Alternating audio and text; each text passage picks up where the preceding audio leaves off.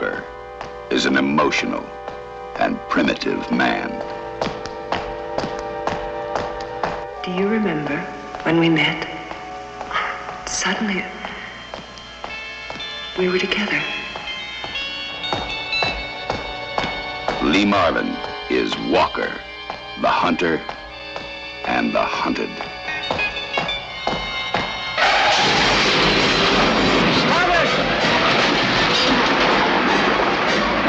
Who the hell are you anyway? My name's Walker. Are you crazy? You ever meet Walker? He makes my flesh crawl. What do you really want? I really want my money.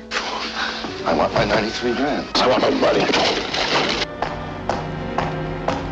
Even deserted Alcatraz Island is not immune to Walker's vengeance. You're a very bad man, Walker. A very destructive man. Why do you run around doing things like this? Feel the blast of emotions at point-blank range. Know the mental agony that overwhelms and consumes at point-blank range. Experience rapid-fire action at point-blank range. Things aren't done this way anymore, Walker. Let's be reasonable.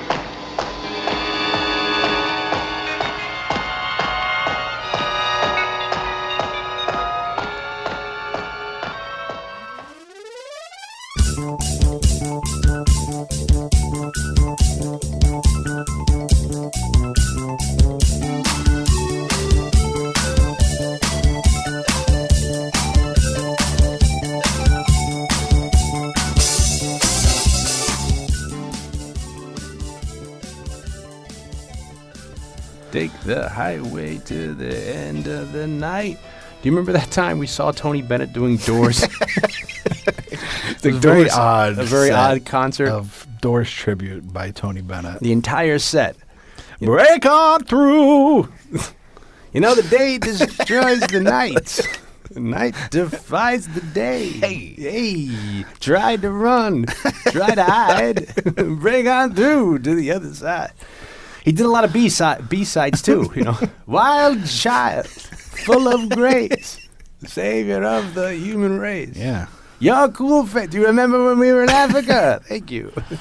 We have this weird memory. Welcome to Saturday Night Movie Sleepovers. I'm Dion Baia. And I'm Jay Blake. And one Sunday afternoon, Blake and I, we got tickets to go see Tony Bennett up at the casinos in New Haven, in Connecticut, and we went to see Mohegan. And he was doing a matinee concert, Tony Bennett. And we're like, hey, we want to go see Tony Bennett. Sure. And it was like 2002 or 3, right? Yeah. So you slept over, and we drove up there, and we got there, and it was a great concert. And we were probably the youngest people at the venue at the time. That would be not the first time. And pretty soon it's going to be the last time. Yeah. Because pretty soon we're going to be those old people. And it's funny because it was before, like, he had his resurgence with all the, doing the stuff now recently with, what's her name? Lady Gaga. Lady Gaga. And I was going to say Amy Winehouse, but Lady Gaga and all that kind of stuff. So he did a whole set, and I don't know how long. We were like, wow, he's only got, it was only one concert. It was in the middle of the day. And we're like, well, that's, he's, Bill Cosby used to do that. You do a matinee show or whatever. And they put it in the arena. Yeah. But then they closed off like half of it. Like 2/3 of the, so the arena. So the stage was against the curtain, and then we were like kind of in stadium seating looking down at him like his profile. But we had good seats. Yeah. And I saw Bob Dylan there a couple of years before that. And so on our way home, I don't know what we were doing. We were singing Tony Bennett songs, and then you probably had the doors on in the car. Yeah, and then we were singing Tony Bennett. So then we started having Tony Bennett sing Doors songs. And so now there's a joint memory is that the time we saw Tony Bennett singing like "When the music's over, turn out the light." It was real jazzed up versions. It was quite exciting. I mean, his rendition of the end, man. It's not to be missed. Hey, Mr. Lightman, you gotta turn those lights way down. But anyway, that has nothing to do with tonight. No. We're not even a little bit. Not even a little bit. We're out of 1996. We've left there. But burst out in 1996. We got into our time traveling sleeping bags in our bed tents, and we propelled it. And we got back, and now we just randomly put something on the doohickey. on the flux capacitor thing. And we didn't land back in 2019, the year of this podcast. It's just shy. Yeah, we just shy, and we didn't realize we didn't calibrate it right. We only had enough gas to get us to 2000. We should have done Skyscraper with The Rock so that we could have done another Nev Campbell movie. That would have been awesome.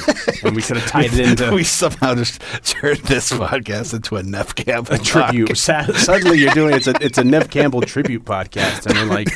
we start doing every episode a Party of Five. Yeah, wow, they're really getting into the deep layers. It's like it's for members only. This is what you guys get. But no, we landed in 2014, and we're now we're in 2014, and this is probably we're transmitting to you right now from 2014. It's like analog. It's like the Prince of Darkness. Yeah, transmission. And I think this is going to probably tie the record as our newest movie to date that we're doing tonight. Not just tie the record. It is. breaks the record. Yeah, right, because we were... Shatters the record. Onto the floor! It's done. Yeah, because now we're into... we were what 2008 was what we had last time with Taken. With Taken.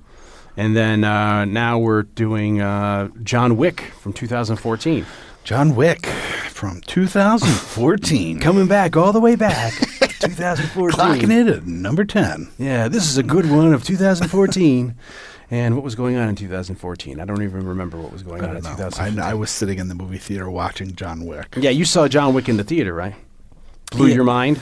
I loved it. Yeah. Easily my favorite movie of that year. Yeah. I don't remember any other movies that came out that year, but I just know that I was impressed with it. And much like Taken was when you saw Taken. Yeah. It takened you. Yeah. Took you. For all the labeling of being a horror guy, all my favorite movies of like the last 20 years are action movies. Yeah. You like the modern I'm a big fan of modern action. Yeah, modern action movies. And this is a hard movie to come to grips with for me because for the longest time I didn't like Keanu Reeves. Mm-hmm. And especially like culminating with The Matrix, and I was like, oh my gosh, this guy. And then I remember when we were in high school, MTV used to do weird specials, and they did a special when they had there was a university in California that was doing giving a class on the acting of Keanu Reeves. I was like, oh, Jesus Christ. I was like, what the hell is this? I used to think he was terrible. But then when I saw this movie, it's like, you learn a lot about him and stuff like that. Like, I've really come around. And I'm not saying he's a fabulous actor, but I mean, I really have a newfound love and appreciation for him. And I'm like looking to go back now and watch. I mean, I've watched the Bram Stoker's Dracula recently and that. But I got to go back through his catalog and see if what I was missing. And I loved him in Point Break. I loved him in like my Own Private Idaho and his early movies and what's the River's Edge, and Bill and Ted. But it's like in the 90s there with like Devil's Advocate and Speed. He had he's.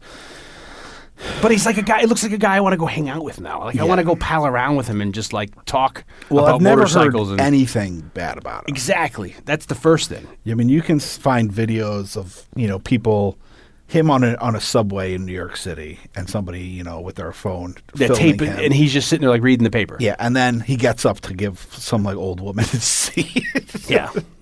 Or there's this great video of maybe he's promoting one of the John Wick movies on a press junket in Japan.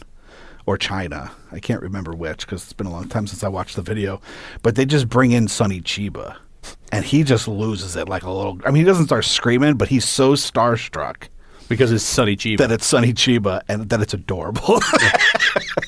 You don't think of someone as famous as Keanu Reeves being he's like giddy, like a little girl. Yeah. Over meeting Sonny Chiba. You're like, oh, Keanu. And he seems like a person, from all accounts, is very nice to everybody on the level from like the lowest rung on the ladder to the highest on the set, Yeah, I don't know if this is true or not, but I've heard that with the success of the Matrix movies that he took money out of his fee for it and gave bonuses to like all the crew and especially like the special effects guys. Yeah, I heard that. I heard something like he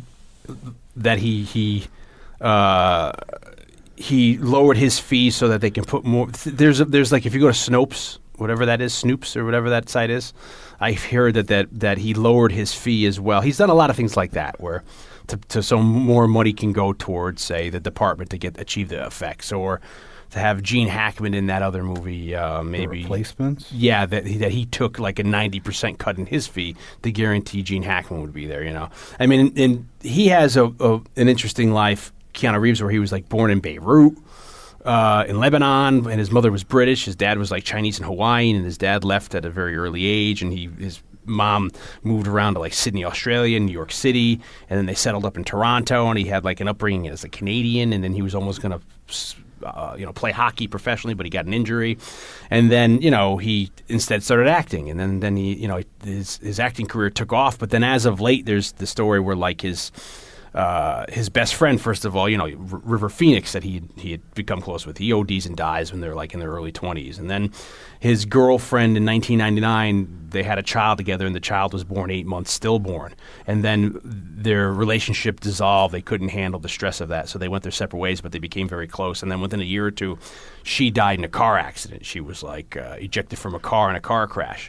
And then his sister had leukemia, and he was helping her with. So it's like he had these real monumental, And I guess it's, I think a lot of this could be blown out of proportion. There's a video of like, the tragedy of Keanu Reeves, where they have all these facts lumped together, and it really pulls on your heartstrings. But he just seems like he's a really cool guy. He did that documentary a couple years ago where he produced it. I think he hosts it where he's comparing film to digital. Yeah, and he interviews a whole bunch of like Scorsese and a lot of people about that topic, which I found like, that's very informative. Yeah, and I just garnered a lot of. I loved him in John Constantine, so I think around like the early 2000s, after The Matrix, because I didn't like The Matrix as much as everybody else. I mean, I know they were huge, heavy movies, but like for me, it's weird because the glorification of violence I don't usually like, which I sometimes feel like The Matrix falls into that well.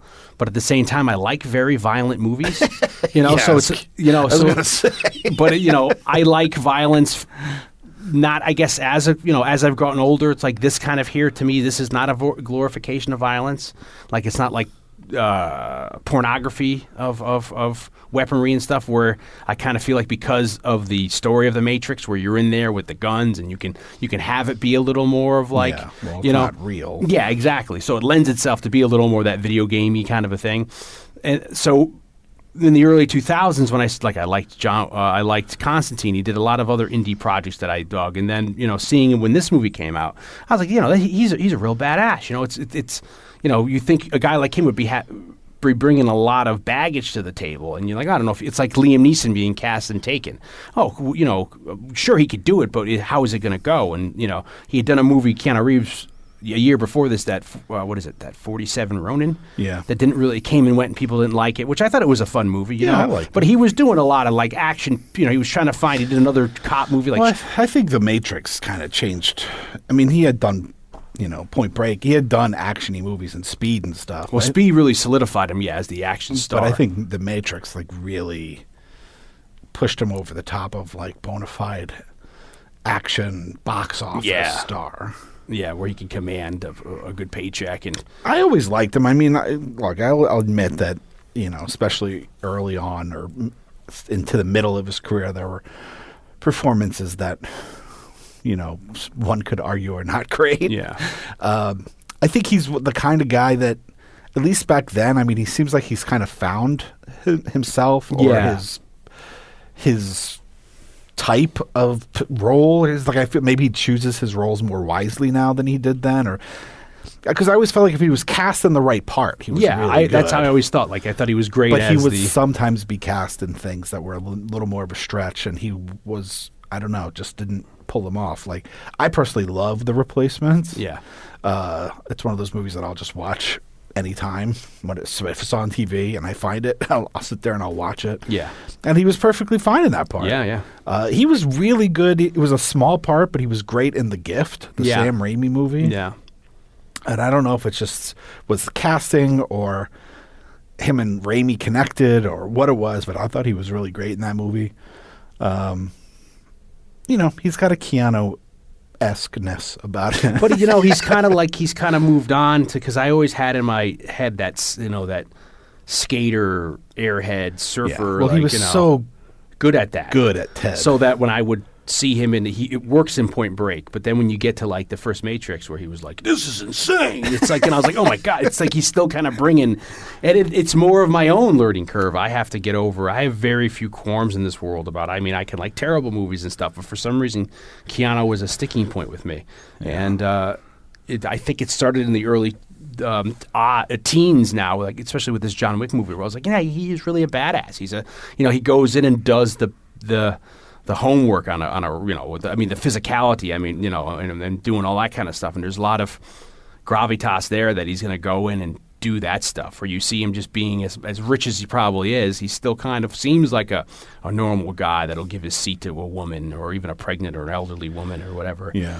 Or he is riding the subway. I'm sure he's, there's just as many pictures you'll see him riding a classic bike around or, in his Porsche or something. But he does ride the subway at times, Yeah. So it does, you have this kind of, I have this kind of newfound respect for him. Like he's come a long way, and you're right. He's kind of found himself, or maybe it's like the Zen of Keanu. I found myself around him, and I've been able to, easily more digest, as I've gotten older, his technique and stuff, So it's fun. Like I said, it'll be fun going back and revisiting his early catalog with that mindset. Yeah. I mean, I think you'll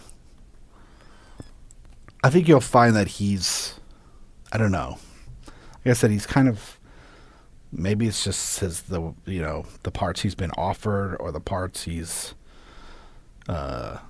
decided to take, or maybe just like a learning curve for himself. He's just gotten better. There's a couple of those indie movies. I can't think of all of them right now where he's played either smaller parts and stuff. He's produced it himself, or it's him. He's been really good. There was one called maybe Thumbsucker was one where he just played a doctor in it. Yeah. And it was a small part, but he was good in it. Well, what happened was he said no. He did Speed, and Speed was like, he had done Point Break, but he was still kind of on the indies. He was doing comedies and stuff, and then when he did Speed, that kind of solidified him as the action star. And I loved Speed just as much as the next guy. I love Dennis Hopper in it. A lot of people have problems with him, over the top Dennis Hopper in it, but I love the whole thing. I was on board for the bus going 55 miles an hour. Die hard on a bus. Yeah, exactly.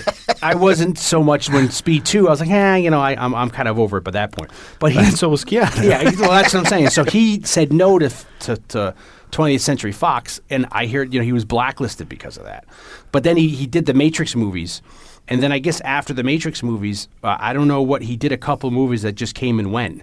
The Gift was around that time, but post Matrix, he was trying to find his footing, and he did a couple B pictures too. He did it like or stuff that was straight to video or DVD, or stuff like you're saying where he's just a minor role. He's filling, and he was kind of, at that point, he's able to pick and choose because it's one of those things when he gets mega status. Who knows what time off? Didn't he take time off to play bass in a band? Yeah, and that was Star or something, I think, like that. The reason he said no to the Speed 2 was because he wanted to tour with his rock band, and he toured around. And then I think when he was done with the Matrix movies, he then tooled around with another band. Then he realized, maybe not becoming a mainstream performing rock artist is what I want to do. And that's when he kind of got back in. And he was trying to and then he did a couple duds, like we said, that were, they still may be good movies, but just they weren't commercially successful. Yeah. And then John Wick came along, and John Wick's a weird movie too, because it's like a genre. It's just an homage almost to just the typical action movie. It's like out of the Taken bag. We did Taken, what, last year? Last summer, I think. Yeah, around August or September maybe we did Taken, of 2008, Liam Neeson's Taken. And Taken seemed like one of those movies that kind of, it's like a genre that was always there, but it just put a new spin on. There's a timetable. There's a guy who is determined to do anything at all costs. Yeah. There's going to be some real brutality in it, and sometimes these movies, like I said, they're not. It's not glorifying the violence. It's there to put in a point. And you had a whole subgenre spit out of these movies that, like, Sean Penn did one of those movies. Keanu Reeves did one of. You have a whole slew of these movies that just come out that are. Not takeoffs, but have just, the door's been open because of the success of Taken, and them doing all these kind of little movies, and John Wick was one of them. And it certainly is a story that just, once it starts going, it goes. And it surprises me that it's almost 2 hours. I think it's like an hour and 40 or an hour and 45 minutes, but it's a pretty kind of quick story that just, once it gets running, it's running. Yeah, I'm curious because, I know I've talked about it before off mic, privately. But you've never said anything about it. So I don't know, like, when you've seen it, when you saw it first, if this was your first viewing, if you like it or not. John Wick. Yeah. Like, we've never, ever talked about it. It was one of those movies where when it came out, everyone was like, you have to see John Wick. I'm a big fan of, like, Michael Mann, the realism in his kind of movies for this kind of, like, crime and theft and the mechanics of those worlds, like cops and robbers. I'm a big fan of Heat, big fan of Collateral. I even liked that other movie, the Johnny Depp movie, Public Enemies. So when this movie came out, everyone was like, you got to see John Wick. You're going to love it. And I didn't see it in the theater. I saw it when it came out on DVD or whatever you call it now. When it was available on television, I saw it. And I really enjoyed it. I didn't flip over it. To me, it just seemed like another one of those genre movies that were coming out in place of the, of like the Liam Neeson kind of canon, what was going on at the time. Because there was a lot of those ones coming out. But what I did like about it is the technical prowess, all the stuff in it that is just, a lot of the realism in the fights. Because that was another thing with me was with the Matrix movies, that they're so over the top. The realism goes when someone's running up the wall and flipping around, that kind of thing. The wire fu, that kind of hit its clips with the... in the States here, when John Woo was very popular and you were having these like face-offs where guys are jumping out of planes, shooting guns and landing and they're fine, like a lot of the comic booky stuff. Yeah. So it's so refreshing then when I saw this movie, John Wick, to see like the really going for the sake of realism with situation stuff. So I really enjoyed it. This was only my second viewing of it because I saw it when it came out. I really dug it. I mean, seeing near the beginning of it, David Patrick Kelly make a cameo. I was like, this movie's great. I was like, it's David Patrick Kelly. It's got Kelly. a hell of a cast of like, everybody's supporting, Ian McShane and Willem Dafoe. And there's David so many. Patrick Kelly. There's so many little people that are, or people you just realize. Like I just started watching Blue Bloods recently, and the girl Bridget Moynahan's who plays his wife in this movie. She's in Blue Bloods, and I'm only episode 2 or 3 into Blue Bloods. I was like, oh, look who that is. And there's so many people. John Leguizamo shows up. I love John Leguizamo from Carlito's Way. Back Carlito days. Carlito Brigante, as Benny Blanco from the Bronx. Dean Winters, the Mayhem, right? Now, it's funny because I can't look at him now without, I'm thinking he's punking them like, I'm Mayhem. And John, you just fucked John Wick up and now you don't have insurance. So, but I like that guy. I mean, he was in... Was that Rescue Me? Yeah, he was on Rescue Me with the Dennis Leary show, and then he was on 30 Rock. He was on SVU for like a year or two when he first started Law and Order. Like that guy. Yeah, he's great. I love him, and I love those commercials. They were annoying me at one point, and then I saw one of them with him driving the pink car, and the girl like, I'm a 12-year-old girl. I just got my license, and now Jimmy just made up. Oh my God, I'm emotional. It's great. So I love. And then they were gone for a little while, and like a year or two ago, they started again. I was like, yeah, my favorite commercials. So there's everybody in this movie. It's just like there's so many. And then the funny thing too is it's kind of shot around here. Where we are in New York City, even to the point where at the beginning, I remember when I first saw it, it looked familiar, is when you and I used to go to Paramount Video across the Tappan Zee Bridge, now called the Mario Cuomo Bridge, into the other side of the Jersey side of the city there. There's Route 9 by Nyack there, and that's where they shoot the gas station scene. When they spot the car, that's on Route 9 there when we used to go to Piermont, which only people around here would know. But it's like those are the days when Piermont. I mean, I'm sure it's come up before because Piermont had one of the greatest video stores of all time ever, and a whole bunch of like Bill Murray used to go there. The girl from Goodfellas and Lorena Bronco used to. So you have all these weird autographs on this poster. Remember, it was like it's one of those shitty whatchamacallit, Hopper picture of like the diner. But it was like, I think it was like James Dean and it was one of those. It was one of those kind of, and then it was like all the celebrities signed that. So you had all these, like you're looking at like, and then there was lights on it, so it's like little Christmas tree lights. I guess you plug the painting in. So we don't, and then there was a guy that was there who always had a bandage on. Yeah, on his hand. Yeah, but it was like a bandage as in like a mummy kind of bandage, white. And then it would sometimes be like brown, like you don't know how long he had it on. But he never got better. So you didn't know if he was hiding a deformity or if it was something that was... Yeah. So, but anyway, so they shot this all around this area, and then when you're reading more about it, is they shot it with only one camera, which I kind of find hard to believe in the action car sequences. You would have they're going to do that many setups with a single camera, but they say they only could afford one camera, so that's why a lot of the takes are long. So you have a lot of these action sequences where it's Keanu Reeves doing like 90% of his own physical, and that's insane because he's 50 years old when this movie comes out. Yeah. So he's jumping around, we're in that world again where we were talking about like Eastwood climbing a mountain in the Eicher Sanction in 45. I mean, it's a very similar movie. Stallone. The Eicher Sanction in some ways. It's funny because this could have been like, John Hemlock. It's funny to think about other people playing the role because there's even a little nod to Trevelyan in it. Trevelyan. Yeah, and I was Trevenon or whatever this is. Trevelyan, the guy, the pen name of the gentleman who wrote the Eiger Sanction, and then I brought up the Loose Sanction, the sequel to that. He wrote a couple other espionage, and he wrote Shimbuni, I think it's the Japanese.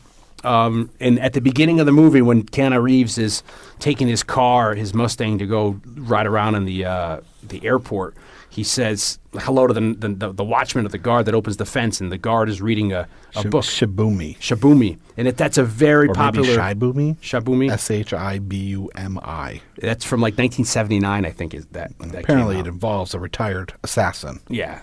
Who actually takes a pencil and kills people. And so that line is a reference. So that he saw him kill 3 guys with a pencil. No, it was the Russian guy. So tells the son that. I saw apparently that's a scene in the book. Yeah. So seeing that the second time before I read up on it with you, I was like, oh, look at that. It's Trevelyan. We just talked about him from the Eicher Sanction.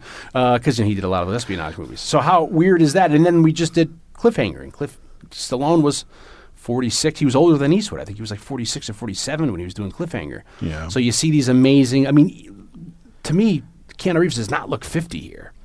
He looks older from his... I think he's got a baby face where like he certainly looks older from like Bill and Ted. He certainly looks older from John Wick or not John Wick, or Matrix or Speed, but he don't look 50 in this movie. No. You know what I mean? So let's hear your story. There's a lot we touched on. We're jumping right in here. We're going. I saw it at the movies. I mean, I go see every Keanu Reeves movie that I can in the movies. Just out of even the romantic, like A Walk on the Clouds and all. Do what I can, especially if it's action oriented. Like I saw 47 Ronin in the movie theater. I liked that movie. Yeah, I mean, it was fun. That's the same thing too. It's like I love wasn't there comic book aspects where wasn't he fighting like a robot? Yeah, there was like monsters. I loved all that. Like let's see how much of a messy page I am here. I saw Constantine at the movies. I loved Constantine, but I had read the what is that, Star Blazer or something Blazer, the John Constantine, whatever the book was originally called. I loved that, and they changed it substantially. So a lot of diehard fans I know weren't as happy with the adaptations, but they were going to make a series out of it or whatever. Well, they did make a television series, and then that got canceled. And now the guy that played Constantine in that television series is on Legends of Tomorrow, playing Constantine. The character Constantine. Yeah, but it's the guy who played him in the television show. Not Keanu Reeves. Not Keanu. Not Keanu. So you saw that in the darn movie theater. Yeah, I saw. I think the only one I probably didn't see at the movie theater was that one that maybe he directed it. It was called Tai Chi or Master or something. I forget the name. It's off a stuntman, right? That he befriended. Yeah. Hellblazer was the name of the comic book. Yeah. Star Blazer is the Star Wars reference, right? The guy's name Star Blazer or whatever. But I didn't see that because I don't even know if it played in theaters here. But I saw the movie. I didn't see it in the theaters. I saw, there's always been this. You were talking about how there's always been these kinds of movies. We can, the easiest movies to look back to are things like Death Wish, which is stuff that we talked about in the Taken podcast, this anti-hero, mess with family or whatever, semi-revenge movie or vigilante type movie, and Taken definitely plays with that a little bit. And then you have, the early 2000s, we saw one with Kevin Bacon. Yeah. Called Death Sentence, I think. Yeah, okay. Which was directed by James Wan. Right around that time, there was one with Jodie Foster that I can't remember the name of. And so, those movies did kind of always exist. And We did the remake of Death Wish recently, but also with political climate, some of these movies don't play well depending on how the movie's projected or how the themes are. Yeah, the Bruce Willis remake by Eli Roth. Yeah. And so they've always kind of been with us. So yeah, I mean they've evolved Yeah. in terms of to try to appeal to the day, or to incorporate contemporary film styles and obviously equipment and stuff. But when I saw John Wick, it has this beautiful blend of realism that you were talking about, but like comic book fantasy at the same time. Yeah. It has this very distinct tone to it, and it doesn't bullshit around. Yeah. And it is just like, it doesn't take long to get going, and then it's just this wild roller coaster ride. Yeah, of insanity. To the end of the movie. And there was just something, when I saw the theaters, there was just something so refreshing about that. Yeah. That it just like really made a big impact on me. And, ever since The Matrix, Keanu's had a little bit of an obsession with things like martial arts and like really getting into the intricacies of action and gunplay and martial arts and stuff. And so it's a lot of fun to see, that kind of evolve into what becomes the John Wick films, the third one about to come out soon as to, when we're recording this. I didn't like the second one nearly as much as I liked the first one, but that's also probably due to like expectation and seeing the first one and not expecting anything. Well, see, and being blown away by it. I had similar issues with the second one only because when watching that movie, I was loving the realism so much in it that, like, to me, I felt like there was a certain point in that movie that, like, and it's stupid because it is essentially a comic book movie, that his body was just going to fail him. I mean, he's doing like break falls on concrete. He's falling 2 stories. And it's like at some point, I know there's a style of thinking with a lot of like warriors or people are able to do where you're able to minimize the pain and take the pain and just compartmentalize it and put it away, and then you won't deal with it for whatever way, And I understand I'm sure, people can do that. And then like a study on that is maybe like a Frank Castle Punisher who's able to take the brutality. But in the real world, I would think that at some point your body is going to fail, even if you're denying yourself the pain. If you're, having that, you're doing that much damage to your body and, getting shot, you're bleeding out, or you're taking knife holes and all that your body will, you'll pass out unless you're on drugs or on some sort of stimulant. So that was my only downside. But the action in the second one, again, was just like, a porno. It's like, you're like, oh my God, there's so much going on here. It's startling. One of the things I do like a lot about the first one,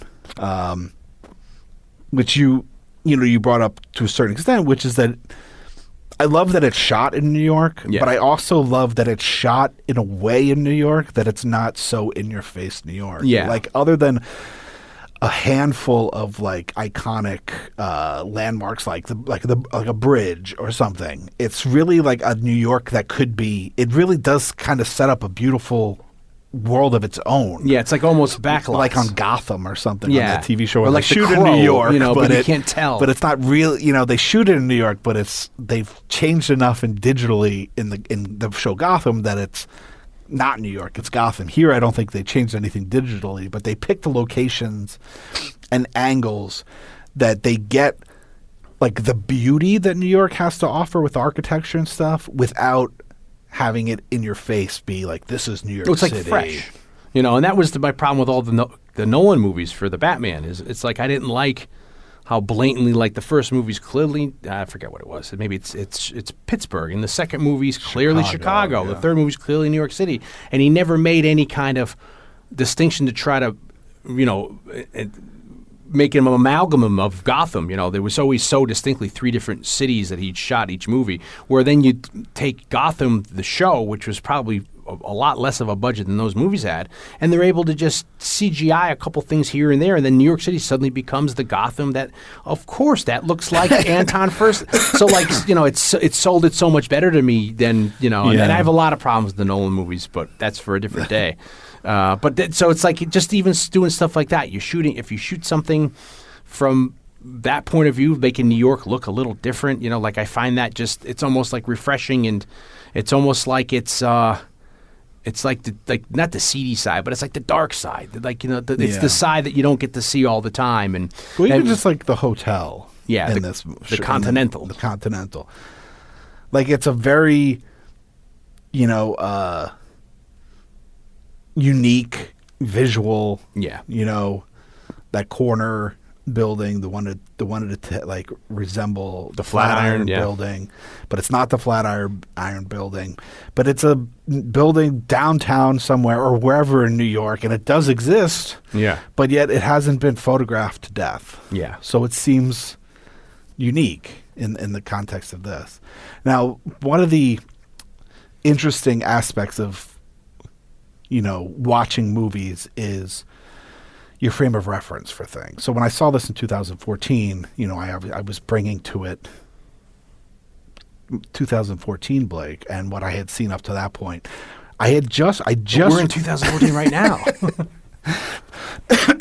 But watching it in 2014 this time. Yeah.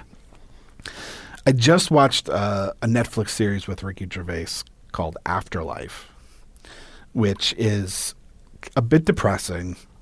He's funny in it, but the show's not really a comedy. And the concept of the show is that his wife dies of cancer, and he is going to kill himself because he's so distraught over it. But he has a dog, and he can't kill himself because he has to take the dog out. He has to feed the dog.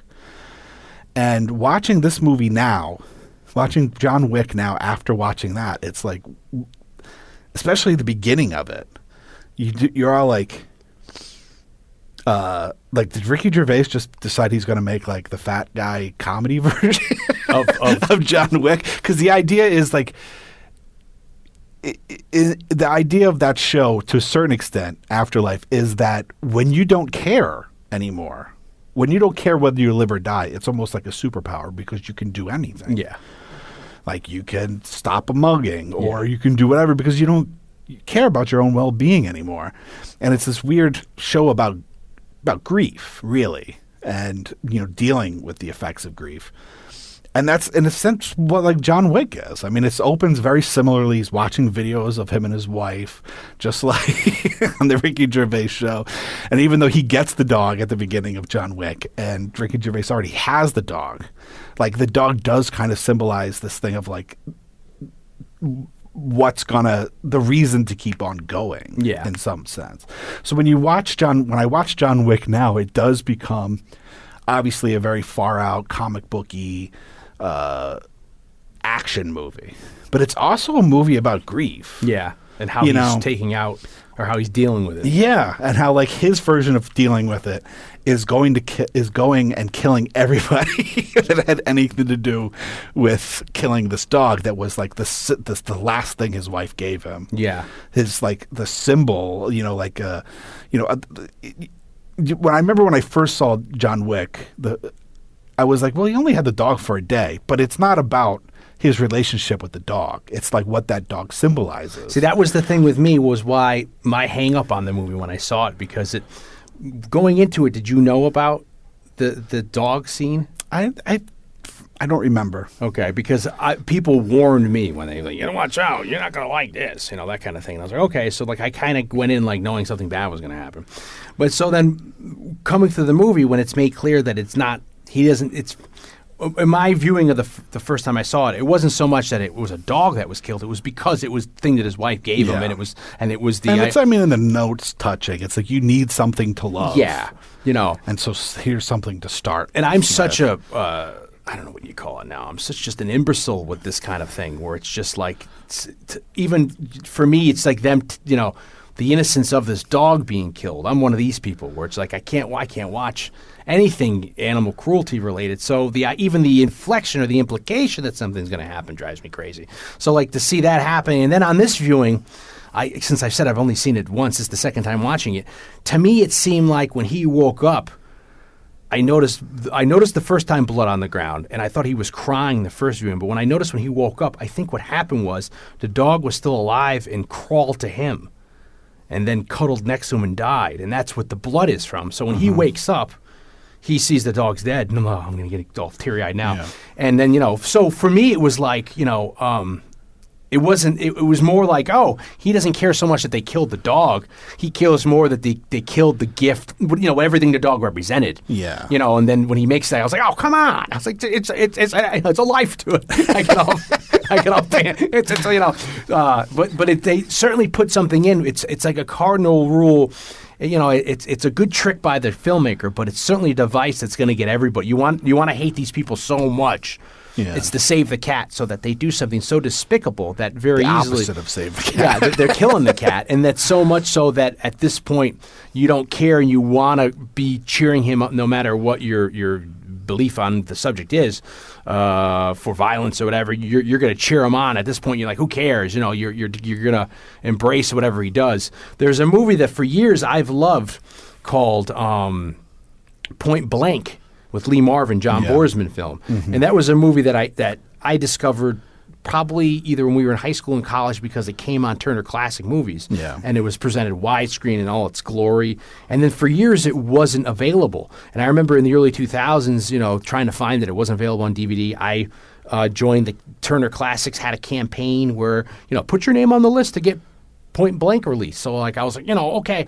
So finally, I don't know, I think it was like 2003, 4, 5, 6, they finally put it on DVD, and I was like one of the first people to get it. Yeah. And that's a movie where, again, I'm not a huge fan of the artsy kind of like the French New Wave films, Godard, those kind of things, movies that just are there for, like a lot of the 60s fare, like where there's just a folk song and people running around, smoking and high, Yeah. I like more, but Point Blank has some of that. It has kind of this, and for some reason it works for me in that movie. And that movie basically is about Lee Marvin. They do a job at the beginning of the movie. Then Lee Marvin and John Vernon, who I think, didn't we just bring John Vernon up? The mayor from Dirty Harry, who's the dean from Animal House. It's his first movie. They double cross Lee Marvin. They leave him for dead. They think they shot and killed him. He wakes up, and then the whole movie's him trying to go and get his money back. And then Carol O'Connor's in it. He's the very early role for Carol O'Connor. It's got a very big cast. And John Boorman, who goes on to do like Excalibur and what's the other movie he did? Deliverance. And then the whole point is the principle. Lee Marvin wants his fucking money, and he wants revenge for what they did. And isn't that a Mel Gibson movie, kind of a remake? And that's So then you further that down the road. I think it's either Payback or The Big Payback. The name is off the James Brown song. Yeah. Is they basically remade Point Blank, and I think it's got the same beats where it's like, because in that movie it's only like a certain amount. They only own like $500 or something stupid. Yeah. And then that's why they're like William Devane's like, it's only $500 they owe you, But he's like, it's the principle, And so I've always loved that movie. And then they say that this was a big. That movie had a big influence. Yeah, on that this and then La Cercle Rouge, which is this very notorious French. By Jean-Pierre Melville? Yeah, and Jean-Marie Volonté, the actor who I love, who's in Christ Stopped at Eboli, and he's also the bad guy in and that's why the club is called the Red Circle. Exactly, because that's translates. He's also in the first Fistful of Dollars, and for a few dollars more, he has a role in that. And that's a really well-regarded crime heist film of the era, of the 70s. And there's a couple other movies they hit on here. The Killer. John Woo movie. The John Woo movie from the 80s. And it to me, it's like the end of, although it's not my favorite Eastwood Western, Unforgiven, the ending in Unforgiven, where this is kind of the same story, where like, William Money, I think his name in the movies, he was this notorious, outlaw killer, and it takes a woman to kind of domesticate him and take him away from that life. And at the beginning of Unforgiven, you find out his wife just died, and he's trying to take care of he's really bad at doing this really domesticated life, and then this world brings him back, and he's begrudgingly goes back into it just to make ends meet. But then at the end, when they kill Morgan Freeman and shit goes off, they're like, well, what did he do? And then he starts drinking again. Like that whole last sequence is him like unleashing the hell on the town and the people. Who, tell them I'm coming. Yeah, and hell's coming with me. And hell's coming. I almost got confused. It's the same exactly. Because I'll come back and kill every one of you sons of bitches. It's like this is the whole movie. It's this classic story. It's like Keanu Reeves says. It's a convention. It's the Old Testament. Like you're going to get your revenge. And there's an interesting story which I don't know if it had any relation on the story, but on the script. But there's the guy Marcus Luttrell, who I've met several times, who's the character who's the movie they made, Lone Survivor, with Mark Wahlberg, and he's the guy. His unit was decimated, I think, in like 2005 in Afghanistan, and he was the last one to survive. And it's a very touching movie. His story. He came back from Afghanistan in 2005, and to help him get over the trauma of what he did there, of what happened there, his whole unit getting killed and all that, they gave him a Labrador puppy. Yeah. And he named it Daisy, D-A-S-Y, and that was an acronym for the people I think in his unit that he lost. And this was going to be part of his treatment of over his PTSD and all that kind of thing. Yeah. And then in 2009, one night, he hears a gunshot outside his house. He wakes up, he checks on his mom, he goes outside, he sees his dog shot dead. And he sees across the street these dudes like laughing about it. So he sneaks up on these guys and he starts questioning them, and they take off, and he grabs his guns, he goes after them, and he chases them like at some points over 100 miles an hour through like 3 different counties, going after these guys on the phone with 911 saying like, these guys killed my dog, and you guys better catch up with me because I'm going to kill these guys if you don't get, And law enforcement came, got him, and come to find out those guys not only killed his dog, but there's been a rash in the area of dogs being killed by this gang of people.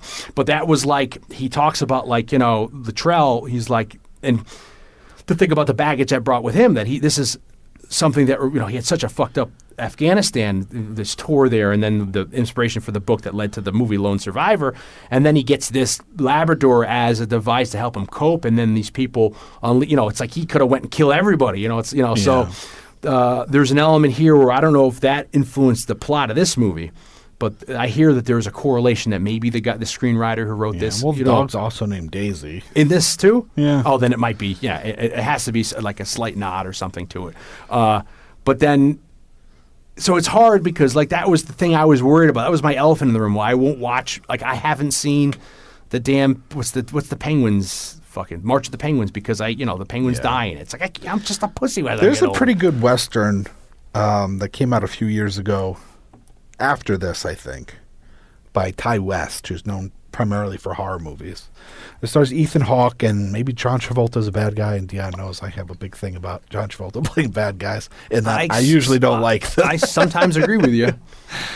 But it's look at the remake of Taking the Pelham 1, 2, 3, or The Punisher 2004. But in some ways, it's kind of a Western John Wick, and it's who plays him in it?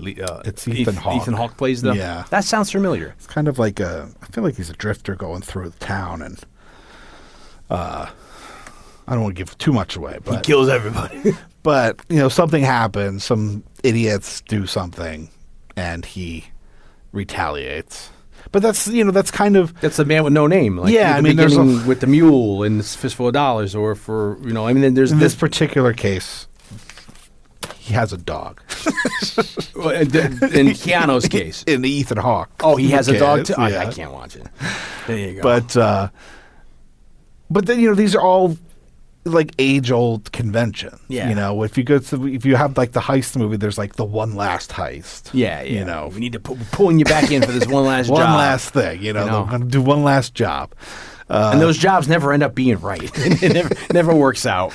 In these kinds of movies, you're saying with, Unforgiven, in this case, there's like the retired hitman that's brought back for one last job. One last thing, or forced back in. He's trying to get out of the life, but they keep pulling me back in, Because of, revenge. Carlito gets out of prison, and they keep the life pulls him back in. Exactly. He just wants to be a car salesman down in the island, Because in a lot of ways, like, they're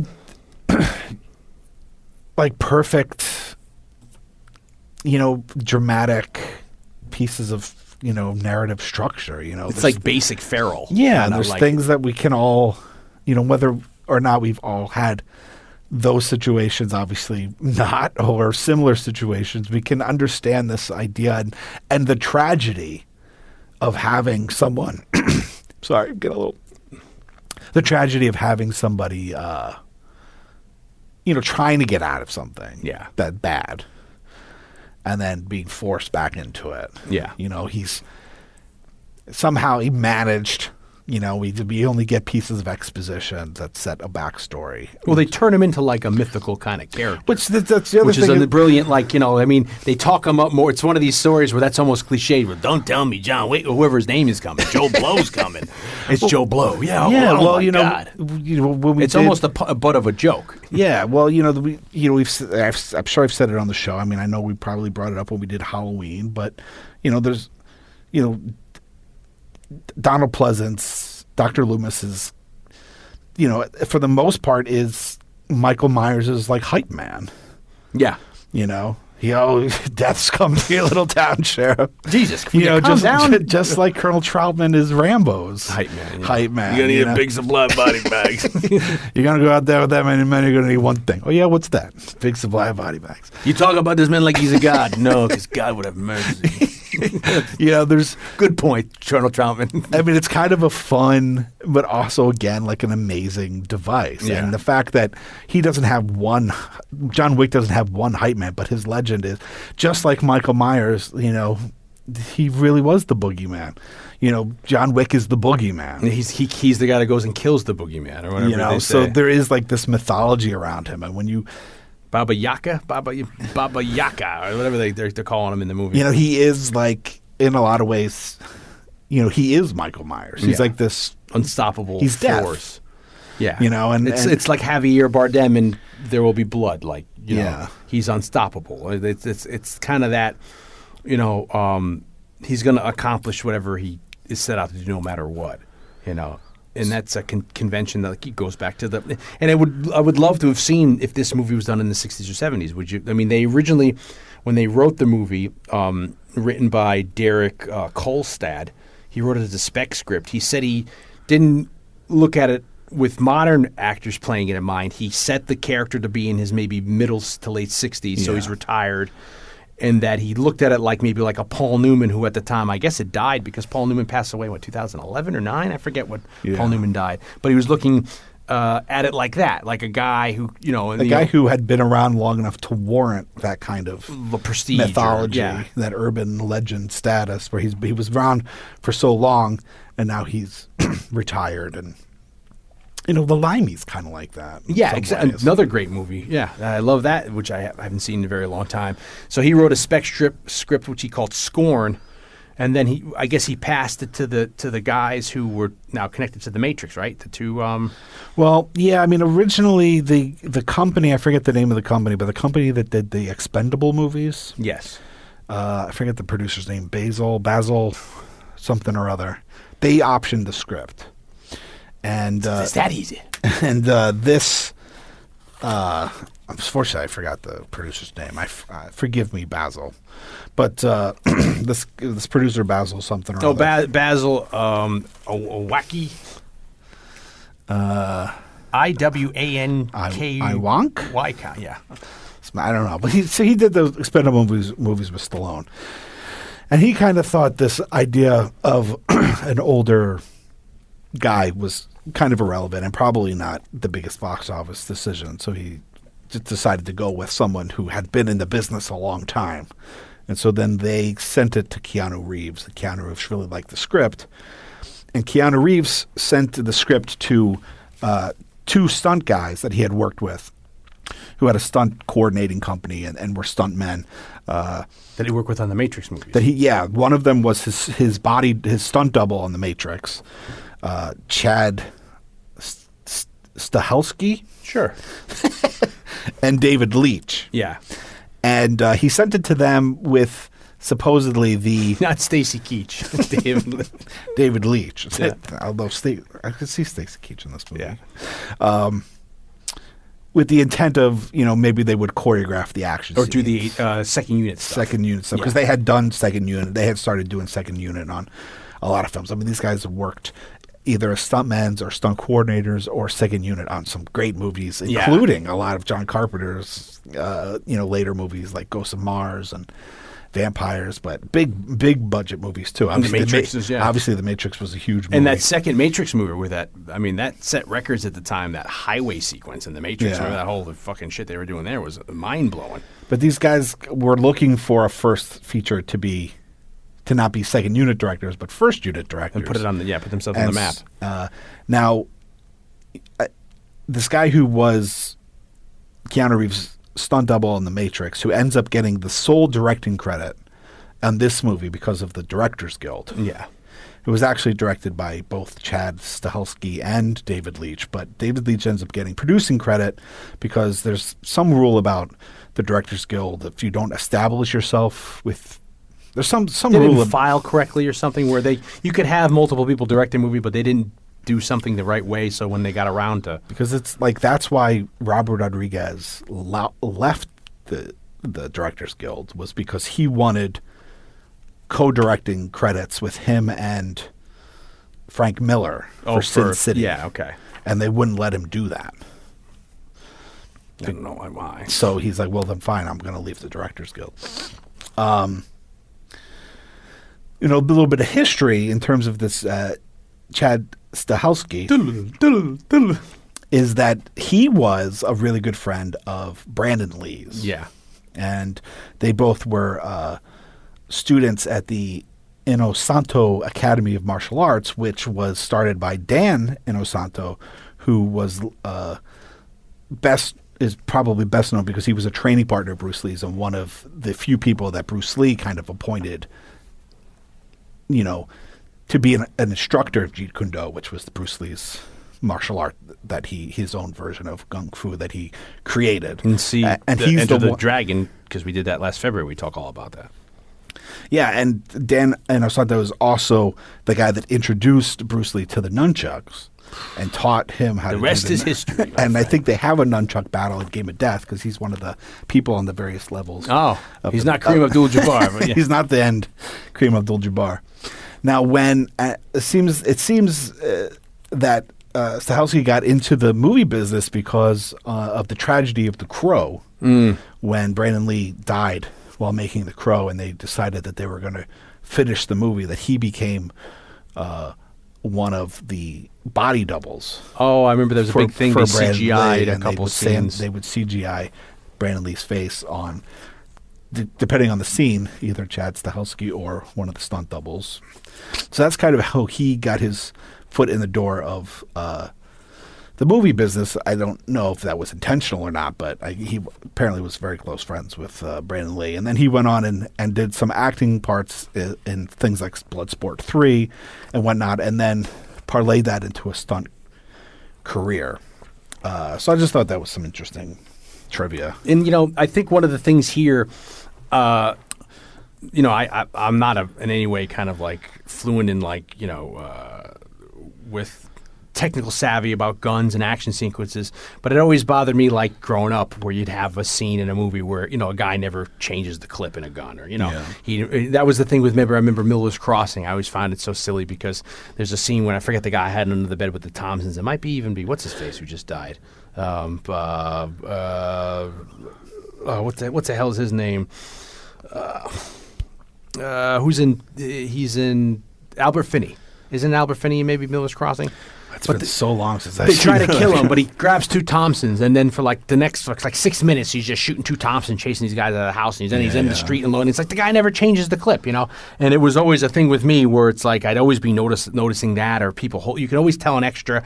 I was an extra on The Departed, the 2006 movie, and I was in a scene where we were doing a shooting range scene, and nobody knew how to hold a gun. And I'm like, no one's going to teach people. And I had gone to the shooting range growing up and stuff, so I was kind of familiar with how to hold a gun right and how to do. So I had to show some of these people how to do. It's like, and you would think they'd go through that. And even most recently to the Punisher series that was on Netflix. I talked to people who were in law enforcement or military, and a lot of people had problems just because. And it's silly because to the normal person, you don't notice it, but you think a series with the Punisher where it's geared to guys since what's his face died, who Kyle, who then became in the American Sniper movie. It's like the Punisher skull is adorned itself now to a certain fragment of the military use it and wear it, that kind of thing.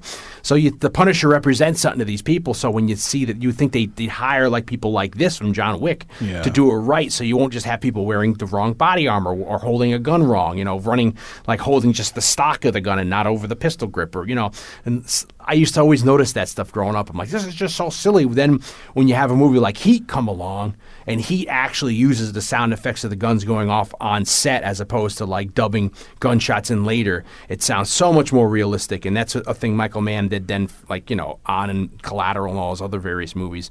I always loved that. And he was kind of always trying to top himself with a shootout in Miami Vice or whatever. So when you get to this movie and you see like just the realness, not only the stunt work, but then just seeing the stuff they're doing here, it's just mind blowing. They're always, you know, reloading. They're always doing this or that. A lot of the judo, the jujitsu, you know, he's doing twists. I mean, they're really falling onto floors, getting up, and he's shooting. I mean, it's just sometimes virtual overload. And I think that was the reason maybe I had problems with John Wick 2. It's just so too much. It's like I gotta take a, you know, it's almost like there's so much going on. Yeah. I saw something recently and I can't remember what it was, but it was so action packed. Near the end of it, I felt like I was beat up. I was like, it's just too much stimuli on the screen. Like if you know, it's like watching a race from the driver's seat the entire time. You're gonna, you know, you get fatigued. Yeah. You know, so it's an interesting approach for Keanu Reeves to bring these guys there.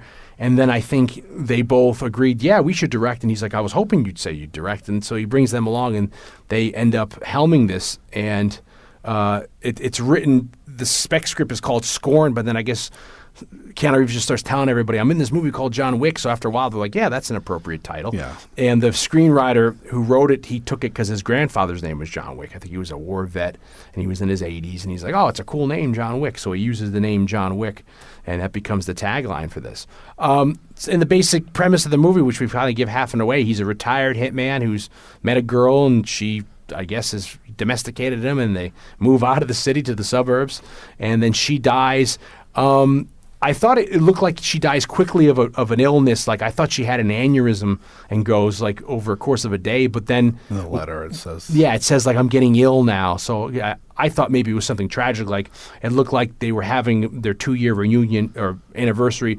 He gave her that locket or bracelet, and then when they were out after dinner, they were walking along. It looked like she had a seizure or something. Yeah, well, maybe who knows? I mean, this movie, in a lot of ways, like I love that this movie doesn't take time to to establish things. Well, that goes back to the influence, I think they said, of the spaghetti westerns, where you know nothing about Eastwood's character. You don't even really know his real name. He's Tuco or he's Blondie or whatever.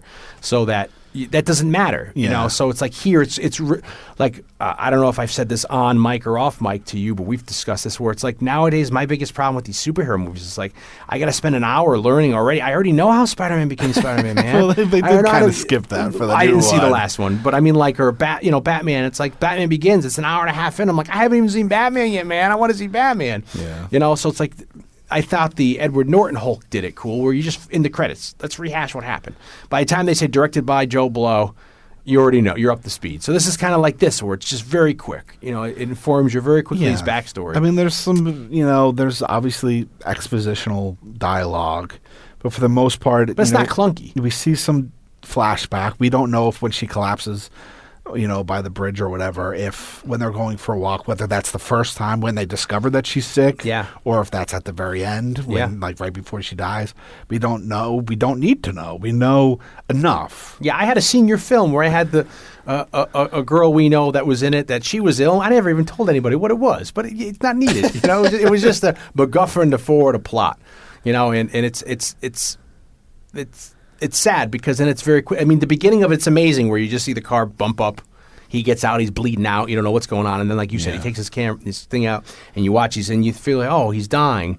Oh, I'm interested. Flashback. And then all of a sudden, it's, you're there, and you see him wake up. And I'm sure other movies did that, but that was, when I made all those movies with my friends in high school, we started doing that a lot because it felt like a very Tarantino-esque way of telling a story, which is like, show us the end first.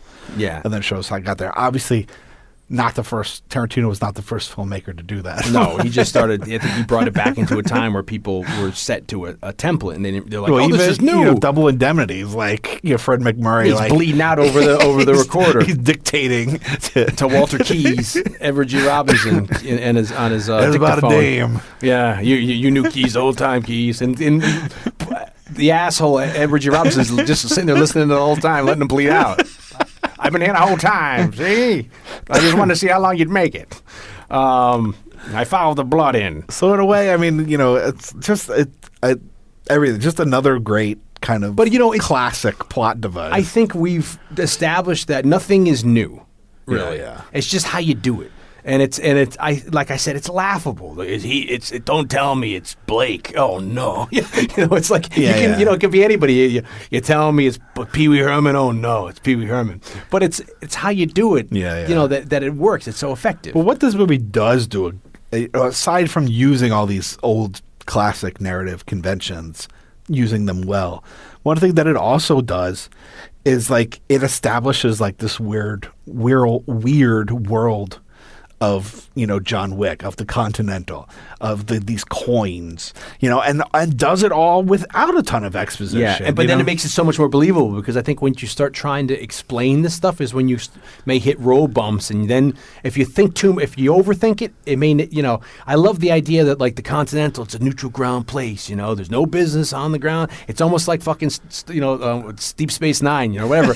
Where you go to the outpost. It's like a bar out in the Old West. You can't bring your irons in, take the guns off at the door, so that when something goes, we don't have that, you got to go outside, it's all this mystique of, that was another thing I liked about the Constantine movie, where it's like there's this whole other world that you don't realize, but then when you get into it, like, oh, okay, I believe it, the prophecy, these kind of, where it's just so fantastical. I mean, this, in the wrong hands, this movie could have became a very, like, John Woo exploitation B or C level movie. Yeah. Which there's nothing wrong with that. Nothing at all. No, those are some of my favorite movies. And it obviously takes a lot from those movies. Yeah. But then somehow manages to take everything that's familiar and, for me anyway,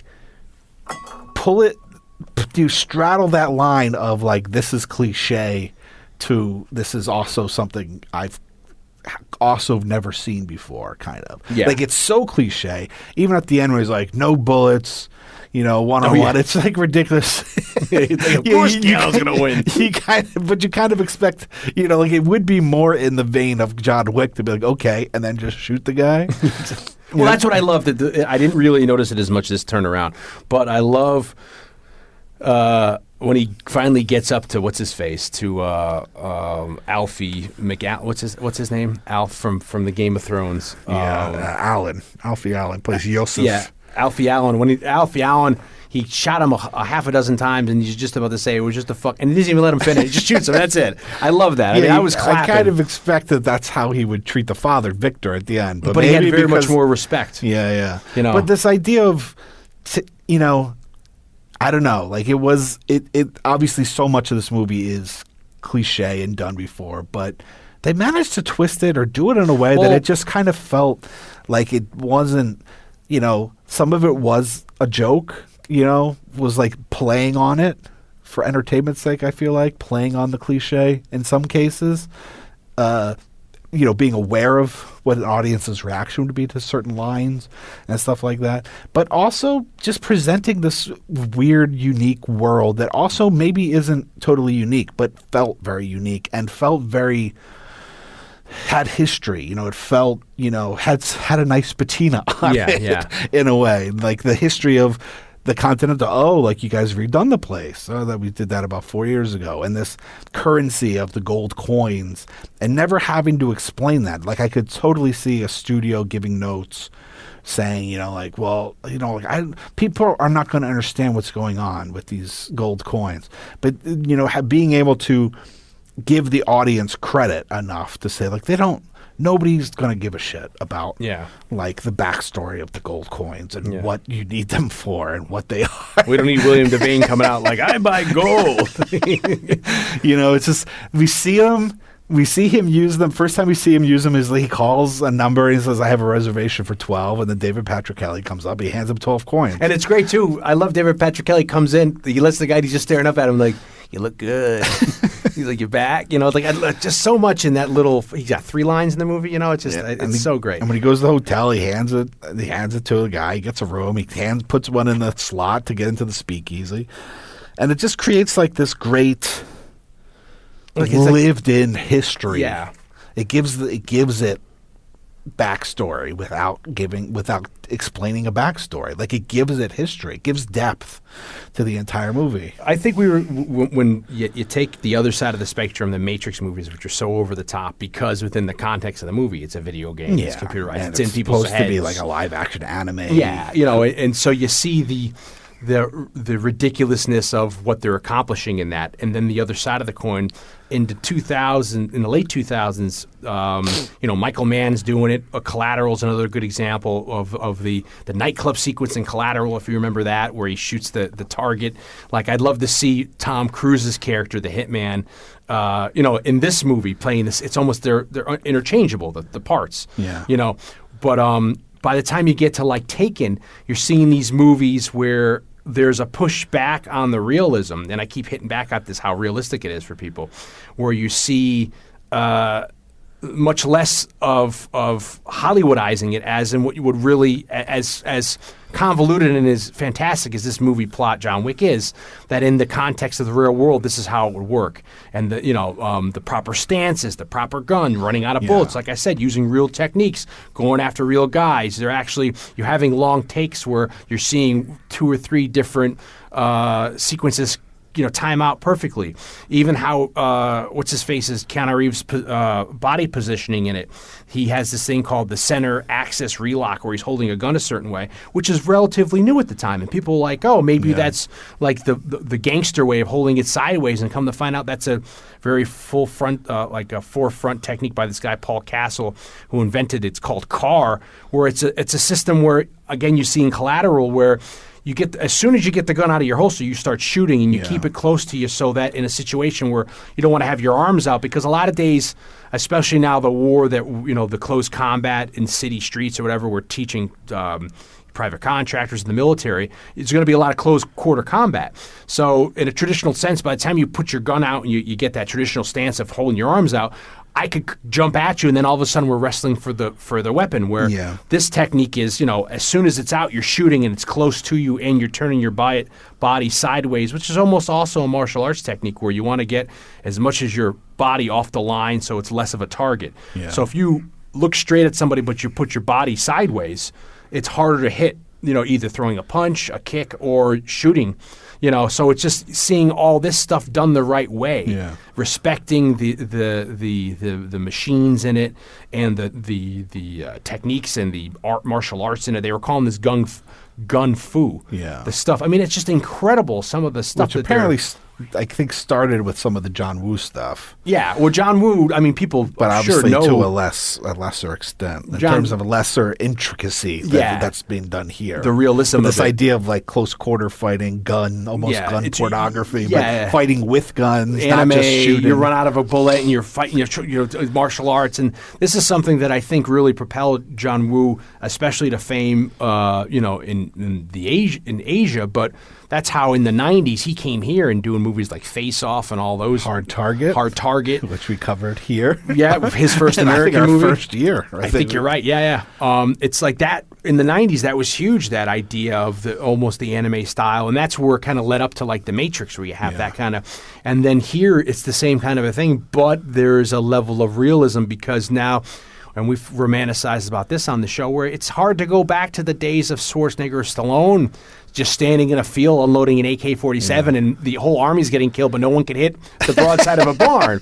You only get like a little ding. I mean, there's a certain beauty to that. Yeah, and it's a romance. It's like, wow, this is awesome. But it's a very different thing. But going with what you're saying, it's another aspect of this like duality of the John Wick movie, where it's like it's so fantastic, it's so brilliantly choreographed, but yet the moves are real. Yeah, you can actually learn. I mean, there's footage. I think it's from John Wick 2, but we can include it in the cast, and I'm sure people have seen it. But it's kind of Keanu Reeves on a shooting range training all this stuff. Yeah, and it's to the point where he's as good, or not better, but he's as good as the instructor. This the legendary instructor who's done all kinds. I forget his story, but there's an interview with him who the years that he's been on set doing stuff and gun stuff, and he talks about like the inaccuracies he'd seen in movies. Like there's a Jason Bourne movie where he's holding a Glock in a close up, and they cut to the reversal, and it's a Sig, and they cut back to he's like, oh come on, how can you have and the same just shot changes, the gun changes, Yeah. And then in this movie they really tried to make that conscious decision, and going back to Keanu Reeves of how much.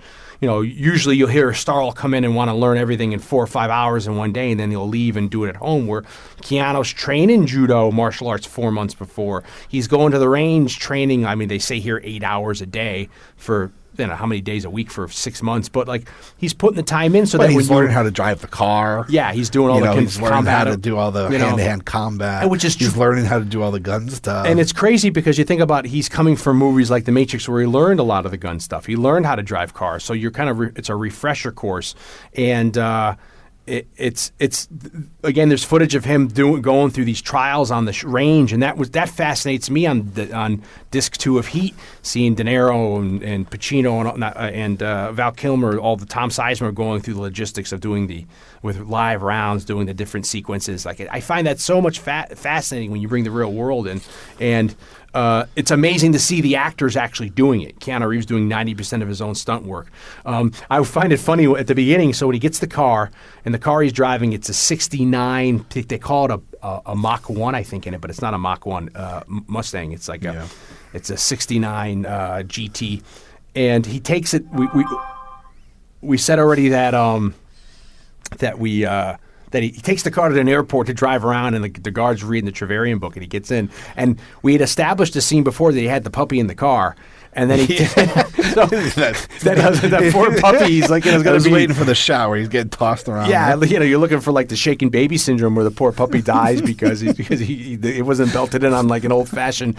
It's a bench seating. It's sliding around on the leather interior because he went and armor all this shit. And it's laying around like that and knocked around. Yeah, but then even the stuff the amazing stuff with the car and all that kind of a thing, and then. When he gets his car stolen. So then we established that his girlfriend dies. Stacy gets the puppy. Bad guys see him at the garage, at the gas station. Now the evil guys are Russian. Well, his wife, we hinted at, his wife leaves him the puppy, kind of in her will. Yeah, and it's so funny. The person who comes, the UPS worker's here, sign for this, and it's and then there's a very touching letter which has a daisy on them. So we're establishing through visuals that.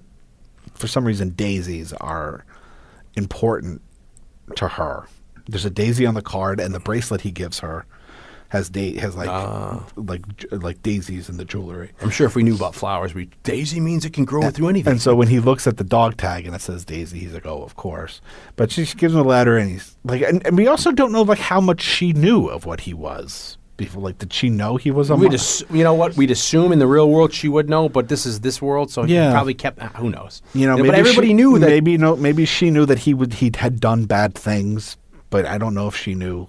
Yeah. We don't need to know. But so there's this whole aspect of we don't know what the relationship was, but she does know him enough to say, now that I'm gone, you need something to love, and your car doesn't count. Yeah. And you need a person or something. So love this. A reason. It also forces him, to get over situations, and that's able to. And then he has an animal. He's got to take the dog out. He's got to care for it, and then he'll grow this attachment that you see at the end of the movie when he gets the other dog. And then hopefully that, I think in her mind probably is hopefully that'll lead him caring for this dog will leave him have an open heart to maybe care for somebody else at some point. Yeah, so he gets this 8-week-old puppy, Daisy, this little beagle, and it's the cutest thing in the world. And it's great. I love that he cries and he looks like he breaks down. He reads that card. So right at the beginning, they kind of humanize him, and he has his breaking point. He gets the dog, and he's like, okay, and he's learning the ways of having a dog. He's giving it like bran flakes in the morning. That dog's gonna shit its brains out, milk and Wheaties or whatever. And then then very close. So he's at the gas station. The guys come up and they're talking in Russian because Russians are bad guys now. They're like, how much for the car? Blah blah blah blah. And he's driving the Mustang. And then they come to the house later that night. And I guess the only reason around why he isn't able to kill them like he kills everybody else is he's not prepared for them coming into the house. He thinks the dog just has to go outside again to the bathroom. And then they beat the crap out of him. Why they don't kill him, I don't know, because they don't know who he is. But I would have thought if they're killing his dog, they would kill him. But they don't. They just knock him out, and they kill the poor puppy. Tries to run away. Very sad. I'm gonna cry. He wakes up. Well, I mean, it goes to like the stupidity and like privilege. Oh, of what's his face? Of Yosef. Alfie. Yeah. Of like the son of this gangster. Yeah. You know, how like, even if, I don't know, and I just feel like it plays into like his stupidity or even like his privilege. Like the stereotype of the millennials nowadays or whatever, like he's young and entitled or whatever. He feels like he can, you know. Like it doesn't matter if he leaves a witness because nothing, he's untouchable. Yeah, you're not going to be able to do anything. Because even like when he goes to John Leguizamo, he says, "We own you." And John Leguizamo's like, "No, you don't. I work for you. I work with your father." Then he punches him in the face, and I love that conversation where John Leguizamo was only in that scene in the movie. I remembered him being in more of it, but then it's like, and then, you know, when he's getting a drink ready, he's waiting for the phone call, and then the dad calls him. Well, I love when like they put it, you know, they're going to, you know, the Yosef's guys, you know, they say, I forget what they say, but they say something along the lines of like, you know, we're going to tell Victor. And he's like, Victor will understand. Yeah. You know, like he'll know, he'll understand why I did this. So then when Leguizamo was saying that to those guys. Yeah. And then when Victor calls him, he's like, I heard you struck my son. He's like, I did. And you could tell like this is not a conversation like Leguizamo was looking to have. Yeah, You can tell he's very, you know, apprehensive, and he's had a couple drinks to prepare him. The phone rang. He's waiting, got his jacket off, you know, and then Yeah, and then Victor's like, well, can I ask you why? And he's like, well, sir, because your son stole John Wick's car and killed his dog. He goes, oh. He goes, oh, and then hangs up. I understand or whatever, and he hangs up, and that means he's all right with. He's clear. He's cleared him. You know, it's setting up. The more the mystique of John. Yeah, but it's like setting up this. And then there's a montage of him, you know, burying the dog in the wood. He's still got the same bloody outfit on, and then you see him with a sledgehammer go into his basement and destroy his concrete floor to get the box. He's buried. He's literally buried his old life in the it's another movie I've seen recently where it was in the floor, but he opens it up and he's got his own trade, and he gets on a bus and goes to Queens or wherever the car lot is to go to John Leguizamo. He gets there. And John Leguizamo's already turned away the guy. Yeah. And he's sitting there with a drink ready for him. He's like, is it here? He's like, well, it was. He's like, here, take this. And he has him have a drink, and he finishes the drink, and then it's like, I don't want no trouble with you. And he, you know, and he says, I turned him away, whatever. And he gives him a car. He gives him a 1970 Chevelle. And I bring this up is because you and I used to know a guy who had a Chevelle in college. And we have a very funny story. We used to pal around with this guy, and we were all in the back seat. Yeah. We were all climbing into his Chevelle, beautiful car, and we were getting he had restored it. Yeah, he restored it. But he was still working on the interior. This is where this comes in. He had restored the front of it. It was this beautiful ocean blue, 2-door, you know, and at the time I didn't appreciate cars as much as I did once I got out of college, so I was like, this is a really cool car. Chevelle, awesome. It's before the grill changed, so it had the older look.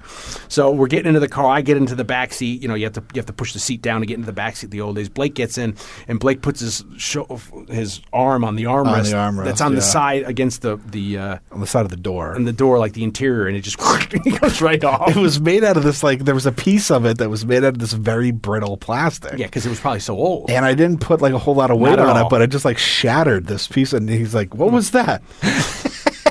And I was like, oh. And he was like, oh, don't worry about it. You know, I got to fix it anyway. Yeah, like I think he was a nice guy, so he played it off, but I think he was irritated about it, by it. But then later, I think somebody else broke the other one. Yeah. And he kind of realized that they were like really fragile. And maybe he was able to get replacement parts or something. Sadly, he ended up totaling that on like a couple of years later on the Parkway. Got into a car accident. He was fine, but the car got totaled. Yeah. And I don't think on the Sawmill Parkway, I don't think it was any fault of his own. And like, you know, but it was such a beautiful car. But so every time I see Chevelle, I think of that. me breaking his the backseat armrest on the interior. But they give him a Chevelle, and he goes off, and then everybody's like the rumblings in the air. David Patrick Kelly's back in the game. No, it's the Warriors. No. But he is not even building the movie. And at the end of the movie, he's in the credits. But when they show everybody and special appearance by Ian McShane, NBC brought to you by, you know, they don't even put David Patrick Kelly in until when the credits roll, you see his name. So I was like, is anybody going to give David Patrick Kelly his due here, who this is? He's showing up in this little cameo. I think Walter Hill was the only person that really ever gave him his due. Right. Well, he's in a bunch of shit, but you're right. You know, but I think people like us, hardcore people, know who he is. From the Warriors, Commando, Last 48 Man Hours, Standing, Last one of Man my Standing, particular favorites. Freaking, what's the name of that movie? Dreamscape. He's the bad guy One in of your Dreams. particular favorites. It scares the hell out of me. But that's Not a for another Walter day. Hill movie. Not a Walter Hill movie. So that made me fall in love with his movie Commando right when I saw it. But it's just it starts this whole world, and then it's like again it's hilarious. It's like then you better send everybody. So they send everybody to his house to kill him right initially when this starts going down, and he kills everybody. Well, yeah. Well, this scene is really important because this is the first time we see him in action. How badass he is. So it's a very smart filmmaking decision to make this scene so intricate, so choreographed. Yeah. It's probably the most gracefully choreographed scene of the whole movie. Yeah. Is this opening scene. But it's the one we need as an audience to know. Like when we did Taken, we saw it was when he beats up that guy in the cab. We need one scene to see just how badass or he is. Or at the beginning when he's at the rock concert, he beats that guy up that comes at him. A little bit. We see it there, but it was we really see him unleashed on that guy, chasing him, that guy in the cab and stuff. In Taken. Yeah. This one is we need some movie to set the pace of what the action is going to be. And to see just how badass John Wick is. And this scene fucking delivers in spades. It's all of a Whether sudden, he's kneels down, shoots through the wall, or he breaks that guy's neck on the side of the table, and he's doing these falls where he's break falling, and then he's using the other guy's gun, or it's the idea of he grabs a guy and he's tussling with him, but then he shoots the guy coming at him, a couple guys, then he'll shoot this guy in the face and the gun, and he's always reloading. Well, I feel like this kind of starts in the 90s with Hong Kong cinema. Yeah, that's why I meant with the John Woo kind of stuff. Yeah, and bringing that over here. But even past the gun play of John Woo, but the martial arts movies of that 90s Jackie Chan boom, Jet Li, Donnie Yen. We covered Drunken Master 2. Yeah. Here last year in Kung Fu February 2000 when we did also Enter the Dragon. A.K.A. Legend of the Drunken Master. Yeah, so you have a lot of that slapping and all that kind of stuff, a lot that of up close. Very intricate. The Hong Kong martial arts movies take a turn at some point in the 80s and then into the 90s where they just take a turn in tone. Whether they're still doing the classic wire fu, but ancient China. Yeah. Even things feudal stuff like the Sui Hark movies of the Once Upon a Time in China movies with Jet Li. But they kind of up the intensity of the choreography and the beauty of how that's done. These intricate dance sequences. Well, it makes it look like anybody could do it. You want to go out and pick a fight with somebody because you think you're going to be able to do this, with these. And then Jackie Chan ends up upping the game, adding a little bit of humor, but also upping the amazingness of what he's actually doing. So when we get into, The Matrix was obviously kind of born out of that, taking it even past what Yuan Wu Ping was trying to do, doing with the choreography of Crouching Tiger, which was kind of such a fantasy of wire fu, kind of grounding it in a much more stylistic, but even though wire fu and craziness, but also a more realistic style of martial arts than was happening with Crouching Tiger. And then this is the next step of the evolution, which is this beautifully to a T choreography going on where he's doing these judo moves on him with the gun in hand. That's another thing. Flipping him around. I mean, it is gorgeous. It's amazing to think a lot of these techniques are being done when he's holding a firearm in his hand. So it's you got to think about that practically. It seemed. I noticed when he gets the puppy, he signs lefty. So I'm like, he's a lefty. Yeah, I'm a lefty too. I'm part of the crowd. But then I think the entire movie he shoots righty. So, that happens to some people. But to think that one of his hands is monopolized by holding a weapon with, and then you're able to still, and then he's doing professional stuff where he's dropping a clip, putting a new clip in a second and recycling through something, Yeah. and and all this stuff where he's grabbing somebody else's gun, and then also the guns look really slick in this movie, like the muzzle suppressors, like his gun he's using with the muzzle suppressor on the ends, very new looking. There's the machine gun he uses in this. It's called like a CA 415. That one that he gets when he just goes when they're outside the church and he just takes on the entire crew and kills them. It's all proper techniques that you see born out of like Heat, where Heat's bank robbery is so mind blowing within cinema because they're using techniques that people learn. Combat. Yeah. You cover your guy, one guy goes. You cover that guy, the other guy goes. And you.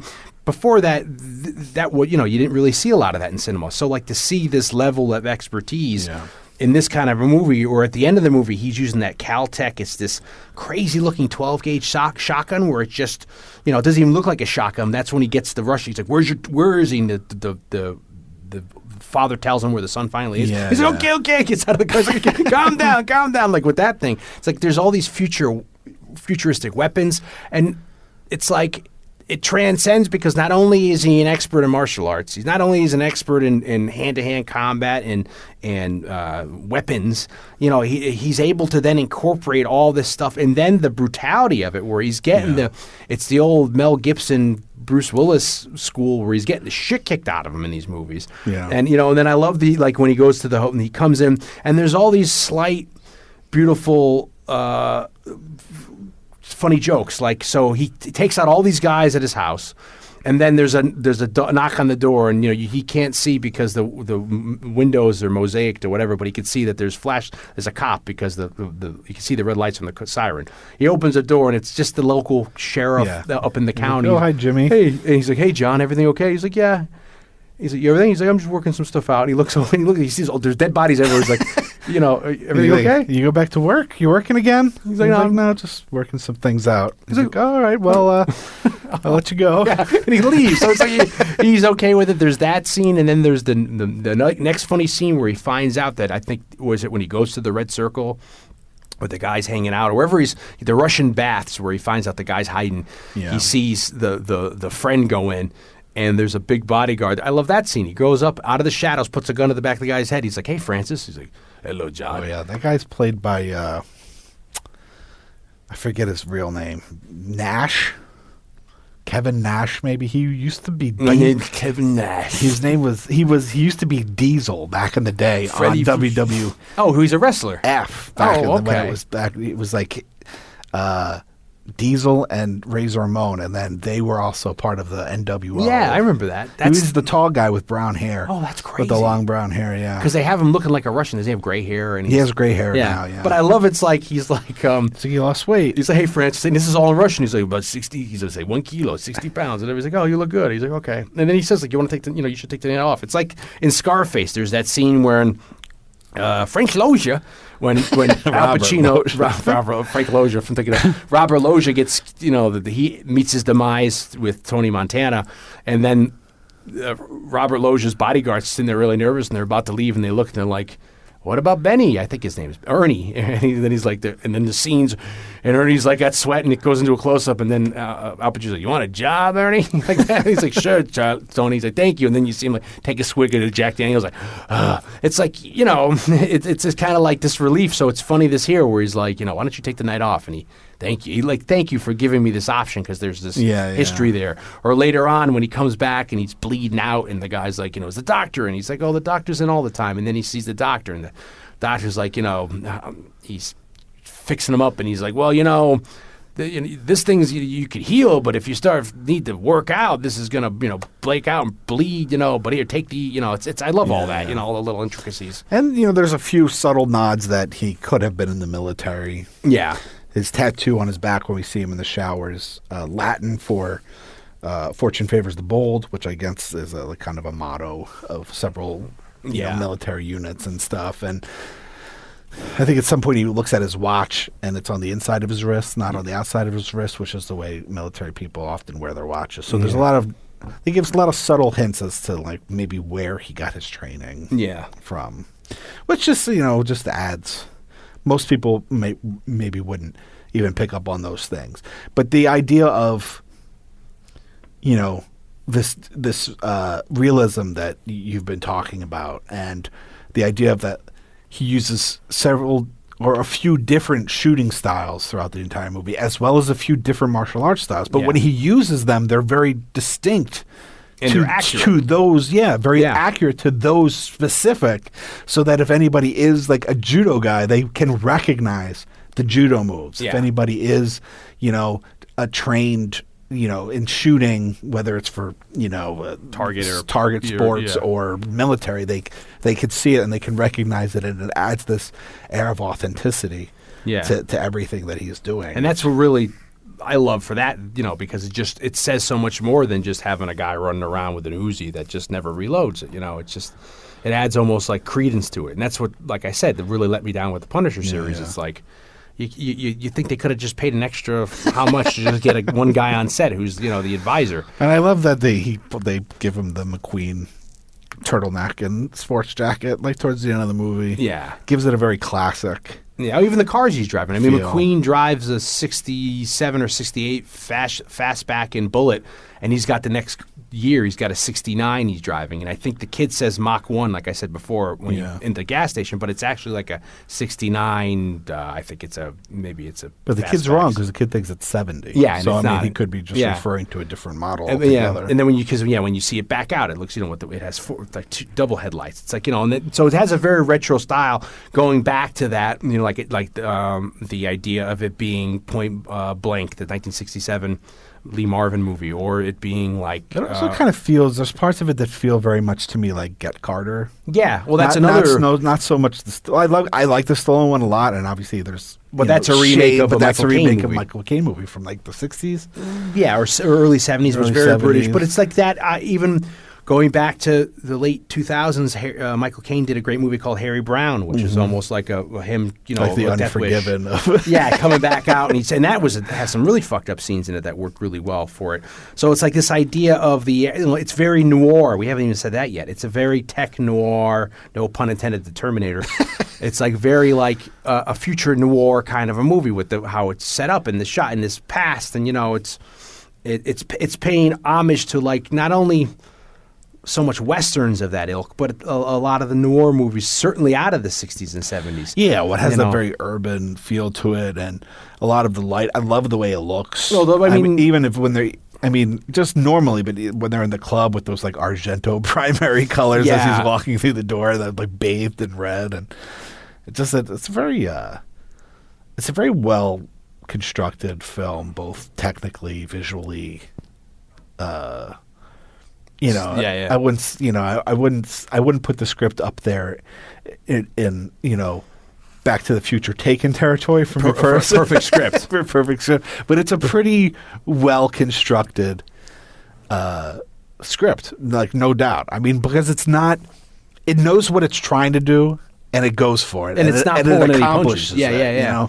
Another influence when they wrote it was the Alistair MacLean, I think, MacLean, he wrote Force 10 in Navarone. He wrote The Guns of Navarone. He wrote Where Eagles Dare. He was a very acclaimed spy adventure writer of the 50s, 60s, and 70s, writing these very popular, like Guns of Navarone. They made him in a lot of movies, those kind of like almost like a Tom Clancy-esque, like the set pieces. But then they wrote it like with the Stephen King kind of a feel with it too, of how he had describing different things. I mean, it's and then amazing to think that they're just I guess to cut corners. I mean, they say it costs between $20 and $30 million to make the movie, but to me, it has a feel of low budgetness.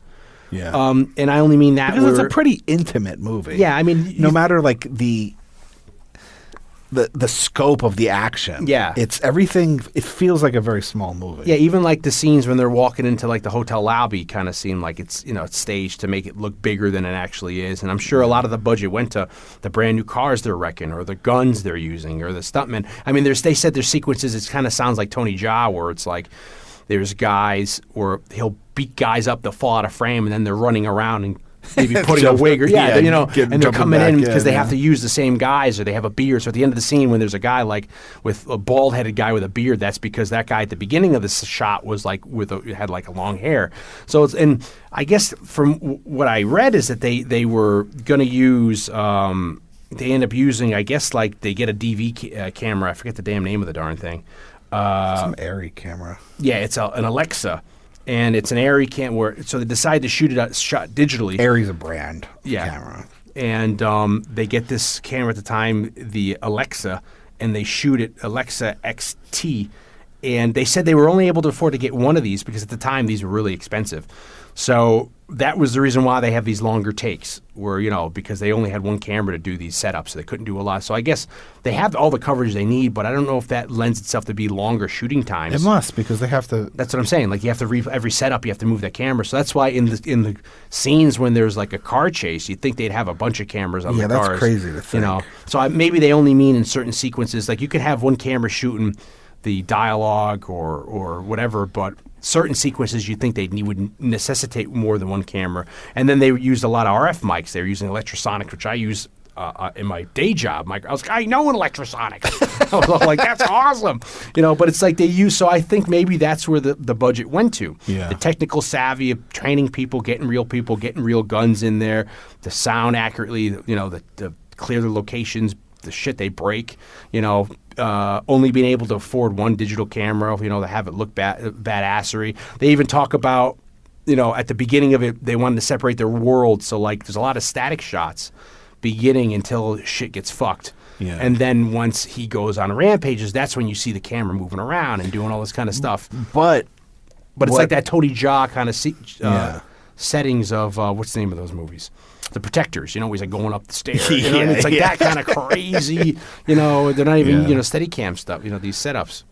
But, like, what I love about it is that you can tell what's going on. You know, at some That's point another in the early 2000s, somebody action thought, like, movies took this turn where you can't see shit. Some of the Bourne movies do this, and some of the Batman Begins movies, where it's like to try to create some kind of realism. I guess I heard on the Batman the idea behind the Batman movie was because he's so fast you can't see what he does, and I guess I can understand that, but it just gets annoying for me as the viewer because I want to see the Bourne movies are sometimes so fast, not all of them, and I've only seen each of them once. One of the sequels, there's a fight scene where you're in like a hotel room, if I recall correctly. Can't see you cannot understand what is happening. I remember watching behind the scenes of Batman Begins before Batman Begins came out. Yeah. And they're talking about how Batman does this special kind of martial arts. Maybe it was like that Thai, boxing. Yeah. You know, that Ong Bak boxing before Ong Bak came out, before it became really popular, where he's like throwing a lot of knees and stuff. And they're talking about how, you know, it's this, you know, brutal martial art that hasn't been filmed so much. And they're showing behind the scenes camera. I know the story. Filming the film crew filming the action scene. Yeah. And when you're watching from a distance, you're watching like, wow, this looks really fucking cool. This is gonna be awesome. And then when you go into the movie and you see what the actual film crew's shooting, you can't tell what the fuck's going on. I know. It's all shaky and it's close-ups, and so I have a lot of love for this movie for taking a step back, even if the camera's moving. And it's being able to just delineate what's happening in the sequences. Because it's telling a story. Yeah, and you're able to, and that's again with the realism, you're able to see all the hits, what's happening. Yeah. You could take in, he did this, he did that, the falls. I mean, everything's happening so quickly. It's a ballet. Yeah. So ballet is telling story through dance, and that's exactly what's happening here. I mean, he's not telling major plot points, but there is a beginning, middle, and end to these fight scenes, and it is like a little story within the context of the movie, and so it's beautiful that you can actually see what's happening at all moments. You understand all the moves that are happening. They're happening fast, but it's clear enough that you can kind of delineate everything. Yeah, and and he has his own little outfit, that awesome jacket and suit he has. It's very like that's his look, that he carries to the movies, which is almost like it's superhero uniform.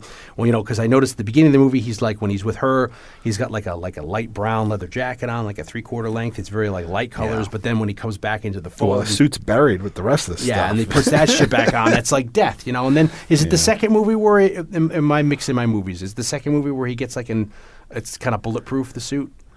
I guess, because here he wears a vest, but we don't. It's not like it's made out of some kind of. The suit's not made out of some kind of special material. What movie is that where somebody gets a suit made out of a special material? And I know it happens in Daredevil, but maybe that's what it is. The Daredevil's beginning. Wilson Fisk has a suit that's made out of some kind of special fibers. Yeah, okay. And I'm getting everything all. But I think there is a. It's been so long. I haven't seen the second one in the longest since it came out. Does he go to a tailor and he gets? But I feel like there is a tailor. Because where does it take? Does it take place in Italy? The second one? Because I remember they're in the catacombs for a while. I think it ends in New York, but I think it's one of those movies that starts. It definitely starts in either France or Italy or. Yeah. See, this made me want to go back and watch the second one because anticipation, just anticipation of the third one coming out because the third one's going to be coming, and then the third one is all New York. They're in Grand Central, all this. I was like, I can't wait to see that because these are places I am all the time. I didn't see John Wick when it was happening.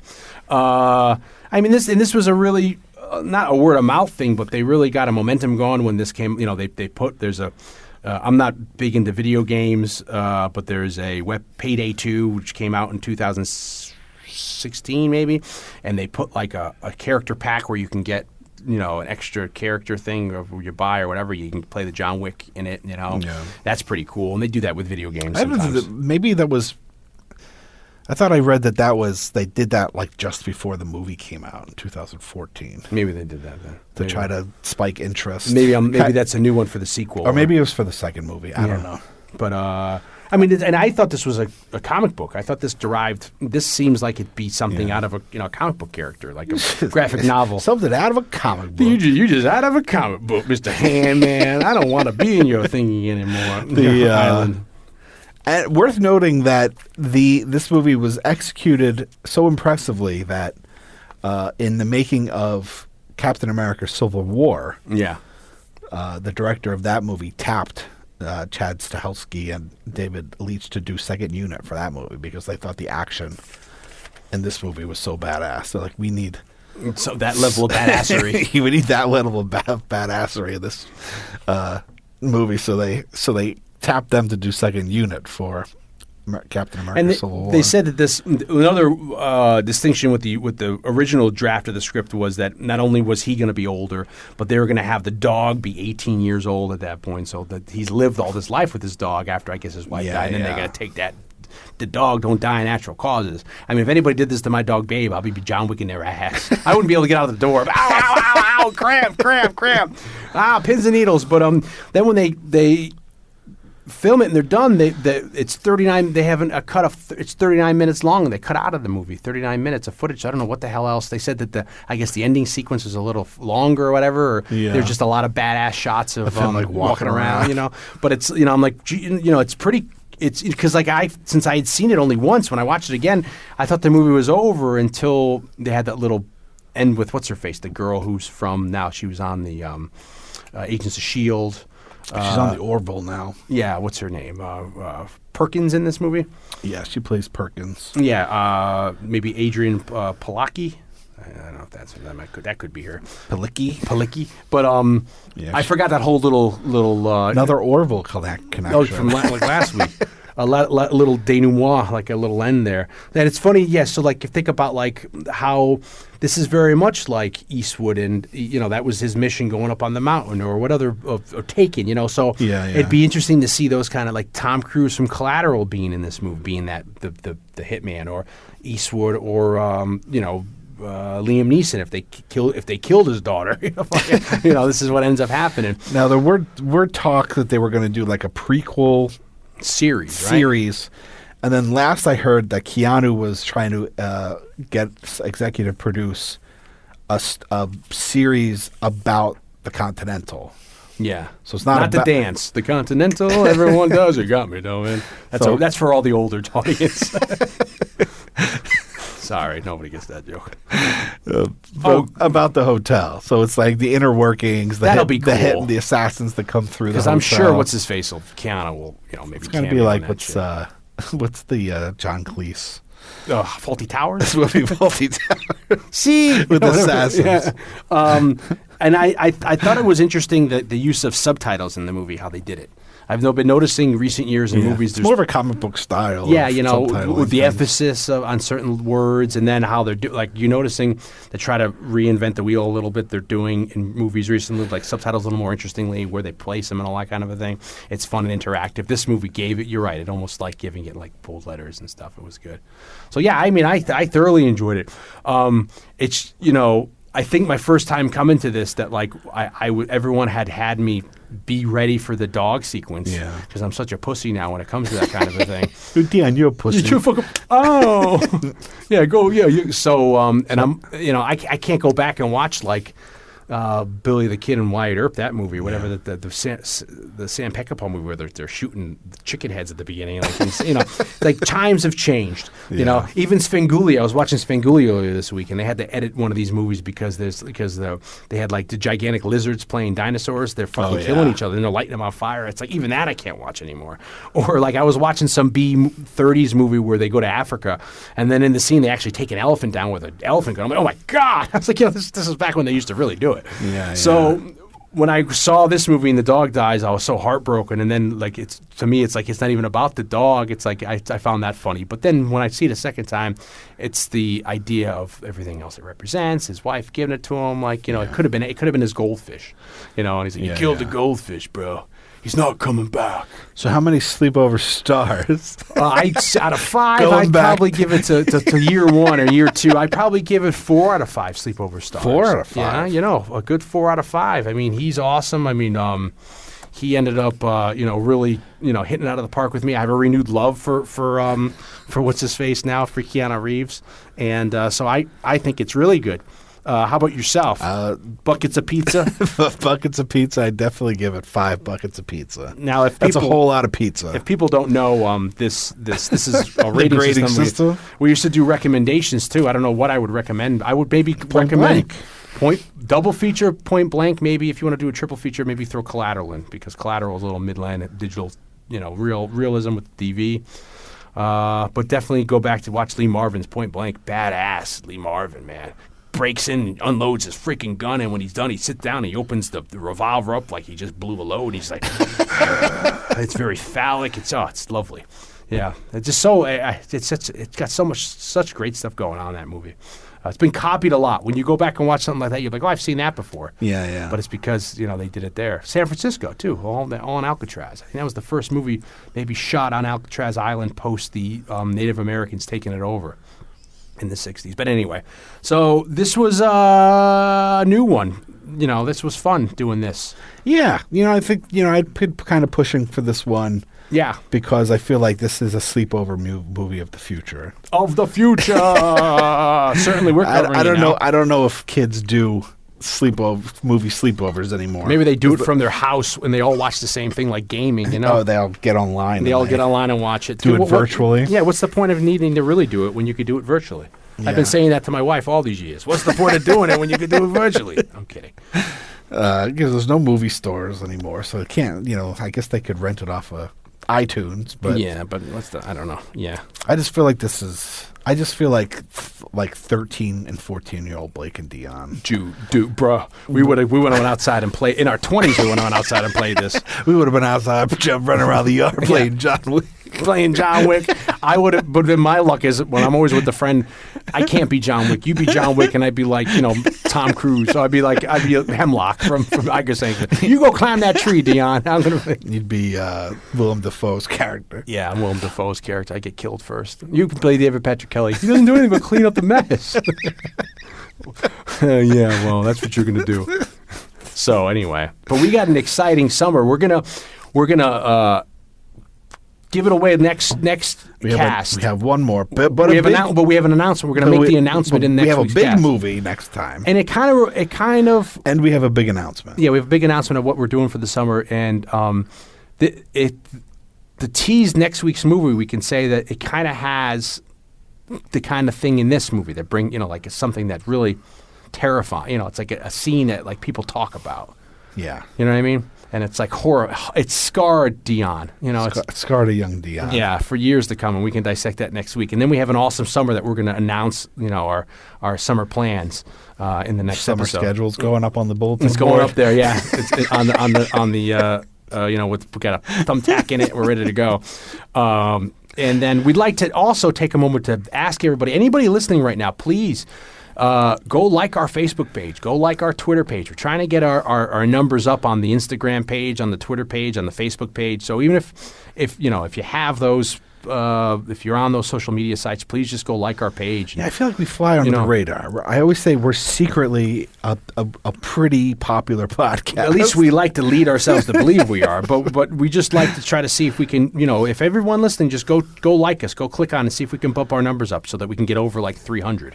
It would be nice. Yeah, because I can't keep making fake profiles and then having and just liking the stuff. We don't do that. No, we don't. I'm kidding. But check out our other stuff too. We're on Facebook, we're on Instagram, we're on Twitter. You can get the podcast any place you get really podcasts. And it's worth noting that each one of those social media outlets features different stuff. Yeah, we do have different kinds of stuff. They do in each thing. feature some of the same stuff, but that also each one gets has some Diversity. different material. Yeah, on there. and then we have our own regular site, Saturday Night Movie Sleepovers. We can see extras to shows. I mean, we might even stop doing extras because at this point, I don't know if anybody is other even than checking. Jose. Yeah, other than Jose, our old friend Jose from New York City.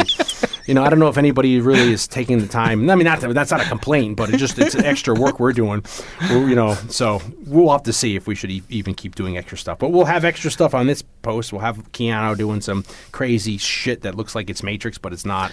And then, Blake, what do you got going on? Of course, there's Scored to Death, Conversations with Some of Horror's Greatest Composers. It's a book. It's available on Amazon, other book retailers, or from me directly at scoredtodeath.com.